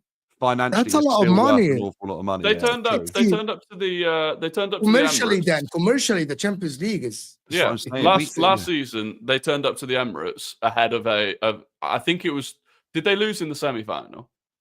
Yeah, I think so. So I think ahead of their quarterfinal. Yeah, ahead of their quarterfinal, which they did actually go through. They still turned up to the Emirates like 3 days before it, and I was thinking, they might rotate here and prioritize the Conference League. But they didn't, and they went full strength and they beat us, and that 3 points secured them Champions League football. So it's like, it's worth it. Very good question to the panel. Weakest season or one-off? I don't think it's a weak season. I think the teams have played very well. AMT. I think there's a lot of teams. This is the worst Premier League season I've seen in years. It's a weak season. I actually disagree. I actually disagree with you guys. Really, Mo? But none of the fact that Arsenal are second and we've been nowhere near, like factually nowhere near the level that we were last season. But I think that, yes, maybe Arsenal and City are not great, but I think the likes of Bournemouth, Brentford, the likes of Brighton as well. Fulham. Brentford haven't been great. It's not like they replaced them in a title race mode. Like the title race is very weak, but I explained this on the Football Terrace this morning. Here is the problem. People think that Liverpool have been amazing this season. I actually think Arsenal, Chelsea, and City last season, the second half, were amazing. Every game that we went to, we knew that Arsenal would win. It would be a very surprising thing if they lose. Liverpool this season have had plenty of games where they won in the 90th minute, or they won 1-0, or they came back from behind. And that proves that the other teams have been playing well. You can say that the football level itself has went down significantly. I would be behind that. But in terms of a competition, I think this season there is 10 teams that I can categorize as I would not know who is going to win against who from within these 10 teams, and that is a great thing to know. Yeah, but so I think the kind of middle of the table has improved slightly. A big part of that, I think, is because the level of managers. That's I think the depth of talent of managers in the Premier League now is exceptional, but ultimately at the top, the level has completely fallen, and ultimately, when you're looking at a Premier League season, that's the defining characteristic of the Premier League. And the bottom has absolutely fallen out. The bottom as well. Away. So I think there's 10 games left, and we had no title race and no relegation battle. And also, the top 4 race would not actually be that interesting if Chelsea had just managed to sustain the level that they were, or if City had just a bit of a fall off like Arsenal did. If City had fell away a bit like Arsenal did, they would be guaranteed third. You'd maybe have a good lost the for quarter like of the games, right? Like they lost 4 or what, maybe even 6. If it wasn't for Mohamed Salah, we would have had an all-timer Premier League season where team with 80 points would win the game. Think back it would have to been like that season that United won the league with like 76 points. Bro, I promise you, if it wasn't for the moments that Mohamed Salah provided this season, we would have been sitting here and saying, oh my God, this is a 2000s Premier League title race. 80 points might win you, 82 points. Because the quality isn't there at every side either. The biggest teams in the league don't have the level of outstanding quality that they once had as well. Oh, I agree with this. How many top 6? No. I agree with you. I never disagree. By the way, AMT here is saying that Dan Potts was right more according to the panel. At the end, we agreed on something. The pool of talent in the world overall has Yeah, completely 100%, yeah. fell down due to Pep Guardiola's influence on football and system players and all this stuff. Vinny Jr. is the face now in the world of dribbling, where at some point we used to turn on the TV, we used to see plenty of people that can dribble on the football pitch, superstars. Everyone is a superstar. So the pool of talent literally have dropped. I agree with that, Dan. But in terms of competitiveness, I still think that this season, especially in the middle of the table, I think there is no title race because maybe Liverpool have had Mohamed Salah, has had an amazing season. And by the way, that is abnormal. We don't see every year a player that has 44 GA. So Liverpool should not have been there if it wasn't for an outstanding season from Mohamed Salah. But when we see how he's performed in the biggest moments, is that not a possibility that the teams he's playing against aren't competitive against the teams he's playing at? Very good point. Very good point. Maybe he had no GNA against PSG, went to Southampton and scored 2 penalties, and then went back to PSG, dropped another stinker. And then went to the final, dropped another stinker. But there are many games this season that he has been absolutely fantastic in the games. Not only like providing chances. There have been so few good big games. Yeah, but I think ultimately that a lot of that comes down to a systematic approach as well. I feel like some big games, I'm trying to think, maybe Liverpool Man United was a good example of being a really good open game. Yeah. Correct me if I'm wrong. I'm trying to think of a few. Most of the good games came from United because everyone went out to win. Before we do, there is a super chat that's very important that I wanted to go back to because we haven't finished that conversation. The revisionism continues. Will the energy change if Chelsea make top four? What is the revisionism? What did we just say? Make notes. I am just telling Kingsley here. I said this on the football terrace as well this morning when I was asked. Said a lot on the football terrace. I should have tuned in. Because we spoke a lot about Chelsea as well. Chelsea should not analyze the season based on making Champions League or not. And let me tell you why. You should make Champions League. But Chelsea are not looking for the short term. Champions League football for Chelsea on the long term is not a trophy. Chelsea should aim to win the Champions League or win the Premier League. If people analyze Chelsea season and they think that this season is not good enough and Maresca for the long term is not good enough, even if he makes Champions League, they should still ask questions. Because based on what a lot of people are saying, Chelsea are making Champions League because of the nature of the competitiveness of the mid-table and people are beating each other. Not because Chelsea are great. As Rory stated, they won 4 games since December and they're still 4th. That by itself is not good enough. It has nothing to do with you making Champions League or not. But if you look at a manager that won 4 games in 12, that is not a manager that will win you the Premier League in the near future or even the far future. That it should be the aim. It is not about making Champions League or not. It's about analyzing the situation and thinking that Maresca will get us over the line within the next 3 years. If the answer to this question is no, that means making the Champions League or not is not how you analyze the season for Chelsea. Am I wrong to say that, Dan? No, I think it's pretty accurate, to be honest. I think, I don't know whether he's a Chelsea fan or not, but there's a couple of things I'd throw in. He is. There's a couple of things I'd throw in as well, is that I think you have to understand that, one, this level of football, that we were kind of feeling that potentially we were sacrificing the performances and the style to make sure that we got results in those games where we were struggling just to turn around the form that we were in. Ultimately, we've come up against a team like Arsenal, and it's obvious to see that that isn't the case. We just played against opposition that ultimately wasn't good enough to win. We've also got the fact of the matter that Maresca's almost a victim of his own success, that he's almost shown at some point this season that this Chelsea team can actually be exceptional and reach very high heights. And I think ultimately the fact that they're so far below that now is playing against him. It's ultimately showing that he's failing to get his team to a level that we've all now seen evidence of them being there. Look, I think potentially there's a mix in there of a new manager bounce, unpredictability being mixed into that as well. Like Rory said, it's similar to Ange. But I ultimately think Maresca isn't doing enough. I think there's been so many times as a manager he's shown his level of inexperience.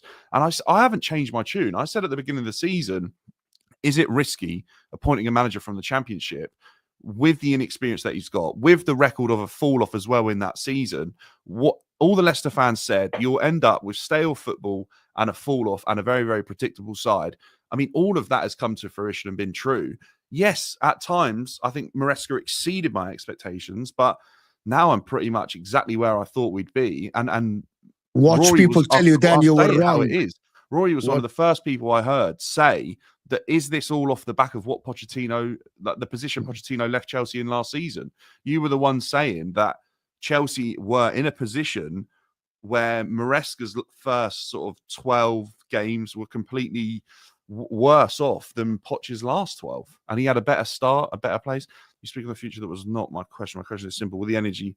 No, I just don't think it will, mate, because I think people... Look, Sarri got Chelsea... Can you read the super chat? Because you read it. Sorry. Yeah, you speak on the future. That was not my question. My question is simple. Will the energy change if CFC make their target? But what I would say, Kingsley, is I don't think it will, because the way it works at Chelsea, and I don't see any revisionism from the fan base, because when Sarri got us third with boring football and a Europa League victory in 2019, there was huge pressure for him to be relieved from his post. And that's exactly what happened. He actually stepped away and it was mutual agreement. So I don't think it will change. And Maresca ultimately is not going to achieve anywhere near that. The only way it would change would be if you actually achieved top 4 by putting a really good run together at the end of the season and you won games that you're not. If you kind of just continue to somehow stumble towards the top 4 and all of the other teams around you keep stumbling as well, and you just almost end up being there by default, then I think the thing is, like, performances are the things ultimately that change the mood. Like if he gives Chelsea fans something by the end of the season where you can turn around and go, okay, I think Maresca has now adapted, and I think there is a plan, and going into next season, I'm confident. Kind of like what Pochettino did. Remember how drastically poor it was with Poch? He did eventually sort of work out and understand that he had to change from what he was doing. And ultimately, he then sort of found out, I think, almost an exact recipe to get success out of this team and put it into a position to go and fight. Look, it was too little too late, but he also did get us to a domestic final, a domestic semi-final. I would have backed him to potentially have done well enough this season. And I think he probably would have done a similar sort of... I feel like 5th would have been attainable under Pochettino. And to sack him, and he probably would have won Conference League, and to sack him and to remove him from his post for not guaranteed improvement, I mean, that is just something I've not been able to understand. And there was a moment where I said, look, maybe I have to hold my hands up. We're potentially in a title race, but the fall off is exactly what we all predicted. And maybe I was just a little bit skeptical and forgot about the honeymoon period that could sort of kick in. I completely fell for it, and I fell for it. But listen, I think, Mo, do you know what? The football was that good and the players looked that good as well and was so exciting and it was different. I think we were still making apology videos. Yeah, but I think we were allowed to fall for it. Sam made an apology video after the freaking Liverpool Chelsea game. Yeah, but I mean, where he's blaming me for it. He's saying you convinced me that Chelsea are that good. And I'm like, by the way, Dan. Go on, Roy. So just on like the Poch to Maresca, you said you think Chelsea will get like 7, maybe 9 points between now and the end of the season. You need 15 points to end up on a higher points tally than Pochettino did last season. Okay, I don't see 15 points from the last 10 fixtures. I just don't see it. And the form we had post maybe losing that 5-0 game in the last 10? That's crazy. Oh, 9. There's 9 games left. 15 points from 9 games to beat Pochettino, points-wise. To tie or to beat? To beat. 14 to tie, 15 to beat. They're not gonna. I don't know if they're gonna get that. I don't know if that happens either. I don't think that matters, to be honest. I think the problem is we did on El yesterday. We did a prediction of the. I think based on what Dan just said, Chelsea might actually genuinely finish 5 points outside the top 5. That actually might put them in 7th if Brighton win their games. That means it's Conference League again if you don't win Conference League. Yeah. Again. I think that would be a disaster. That would be another year of Conference League. Because you can't.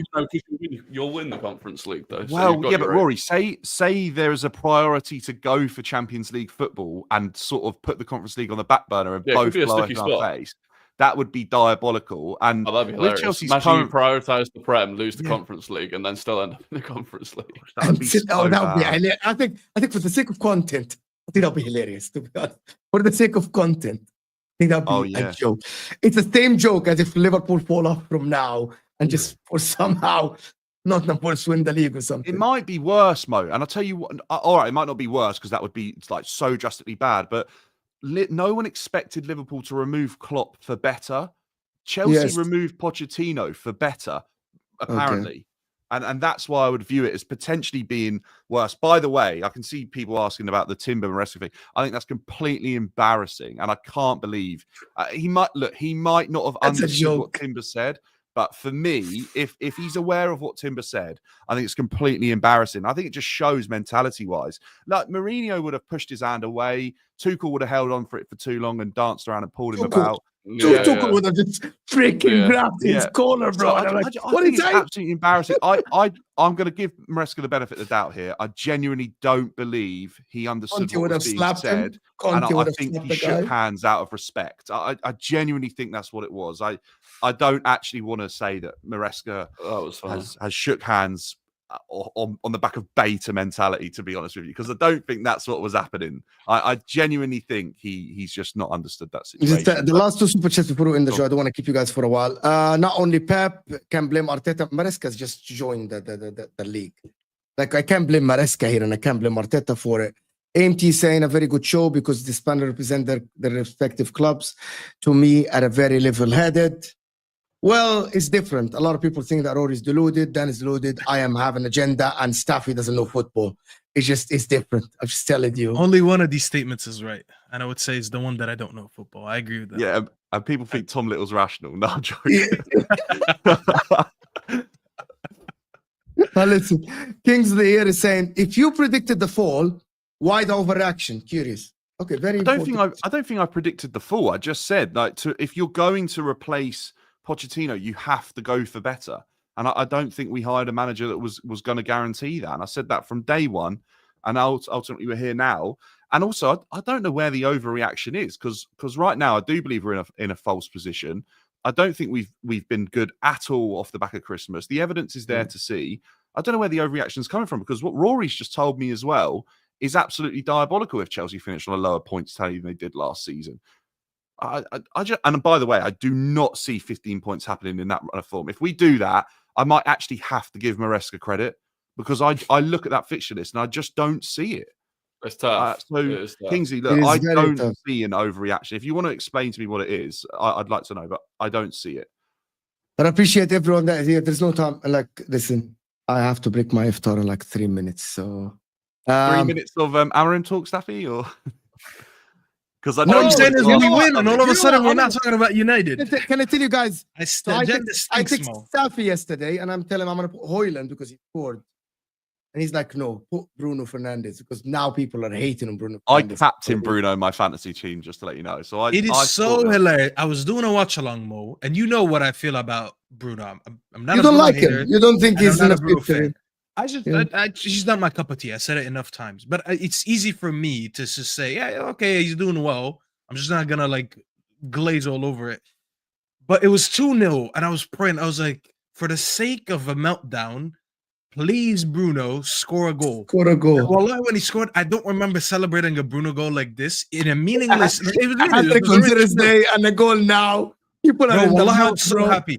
And then I see the United stand crashing out. I see people on Twitter crashing out, and I'm just sitting there laid back, and I'm just enjoying it because I don't care.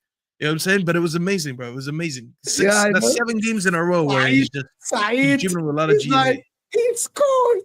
Yeah, you're unbeaten in the last 6, actually, Staffy. I looked up this morning because I was looking at 7. Yeah, I was looking at Bruno's returns on fantasy, and I was thinking, wow, like, hang on, are United doing something here? But what I would say is, I think you've got 3 incredibly tough fixtures coming up in the Prem, and I think after that we'll sort of see where or whereabouts you are. I mean, to be fair, also the Europa League is going to be in the middle because we got 4 City, and then we got Lyon, and then we got. I forgot who we got in the middle. Newcastle, which to me that's a write-off anyways. Don't even worry about that game. And then we got obviously Lyon in the fixture right after it. So having Newcastle a little bit in the middle was annoying. But Yeah, it's like 6-7 games now without a loss. Technically, the Fulham game, since we got knocked out on penalties, it feels like a loss. But like within the 90 minutes, we haven't lost a game in about 7 games. And the good thing for us is after this international break, we got a lot of players back, whether we like them or not. It is depth. They get Amad Diallo back. That I'm still not sure of, because like there is rumors that he'll come back in April, but how good do you come back after an ankle surgery? And when do you get up to speed? And when can you play that amount of games? I don't even think he'd be 100% for the Lyon fixture, but if he's there, just at least on the bench, and somehow we qualify, because I'm still very skeptical of that game. I don't think we will beat Lyon, but if you do, then you guarantee him in the semifinals. And how much does that change your season? Because that means you get past Lyon, you're 3 games away from being in Champions League. If Man United win Europa League and reach Champions League next season, I think this will be hilarious as well. This would be one of the worst teams that we had to win something, because we've had better teams than this and we didn't win the Europa League. That season where we lost in the final, that was much better than this team. If he wins the Europa League, that proves he's a very good coach. Nah, because it's a fake Europa League now. The Europa League doesn't get dropped. Fake the Europa League doesn't get dropped down from the Champions League anymore. Oh my God! And it's more fixtures. Yes, Rory, but they're not one of the strongest teams there, like in the Europa League. Like, to be honest, if he wins it, it's I'll not like give him his flowers. I would say if he wins it, put it this way: Spurs are the favourites to win that competition. So I don't know why. Let's be real here. But it's not. You know, even after yesterday, Spurs are still the favourites to win. No, but Mo, here's the thing: we all have brains, functioning brains here. I don't care what the bookies say. There's no way if I put Rory right now and I force him to watch 2 games of football, I'll tie up Rory. I say, watch this game and watch this game. This is Atletico Bilbao and this is Spurs. You tell me who's the favorite. And if Rory leaves saying, yeah, it's Spurs, I'll leave him tied there. But like, you know what? You don't deserve to live. You just stay here until someone fights you. Because it's the way they're the favorites. Spurs aren't the favourites. But the point is, because none of the teams have dropped down from the Champions League, it would still be a great achievement for United. I just think to compare it to other teams that haven't won the Europa League, if they've had to face teams that have dropped down from the Champions League, is how many? By the way, how many teams that have dropped out of the Champions League have gone on to win the Europa League? That's probably that's a very good thing to mention, because I would say the last time there's a lot of them fall out the Champions League with awful momentum, and they're having a bad. And Unai Emery knocks them out. It's just the same thing over and over. Chelsea are potentially one. Rory is only correct if Unai Emery is the one who drops down from the Champions League. That is correct. It's always drops down and he wins it. The last time we played a team that dropped down was Barcelona, and we beat them, and then we still didn't win it. So it's kind of like it's a little bit irrelevant to say that. And we'll see. Maybe Igal jinxed Liverpool. Yeah, maybe Igal jinxed Liverpool because he actually uploaded an apology video for Liverpool saying that Liverpool deserved the league. But let's say, people, I want to thank everyone that stayed here. Rory, thank you so much. Rory got something coming up on Talk Sports, guys. It's a fantastic video. Rory has been going places. I'm so proud. I'm honored to have Rory here. Of course, Staffy TV as well. Great watch-alongs for United. The meltdowns are crazy. But we haven't seen them for a while because they're winning games. I haven't meltdown in a while, bro. Listen, because they're winning games. When you support the manager, you don't have meltdowns. Dan just released a video about Chelsea, so go and check out Dan's video. It's on his channel that is tagged in the description as well. So go and support him. Also, we forgot to mention Rory Talks Football on TikTok, Instagram. Go and support Rory. Watch his videos. Fantastic videos as well. It's great. And Tom Little has released a video yesterday. We're not doing any content again today. We'll see you guys tomorrow, probably later at 5 p.m. UK time. Thank you so much. Stay here. Don't go anywhere. This will take you to Hussam, where he's analyzing Liverpool game yesterday against Newcastle. I will see you guys soon. And we're out of here, people.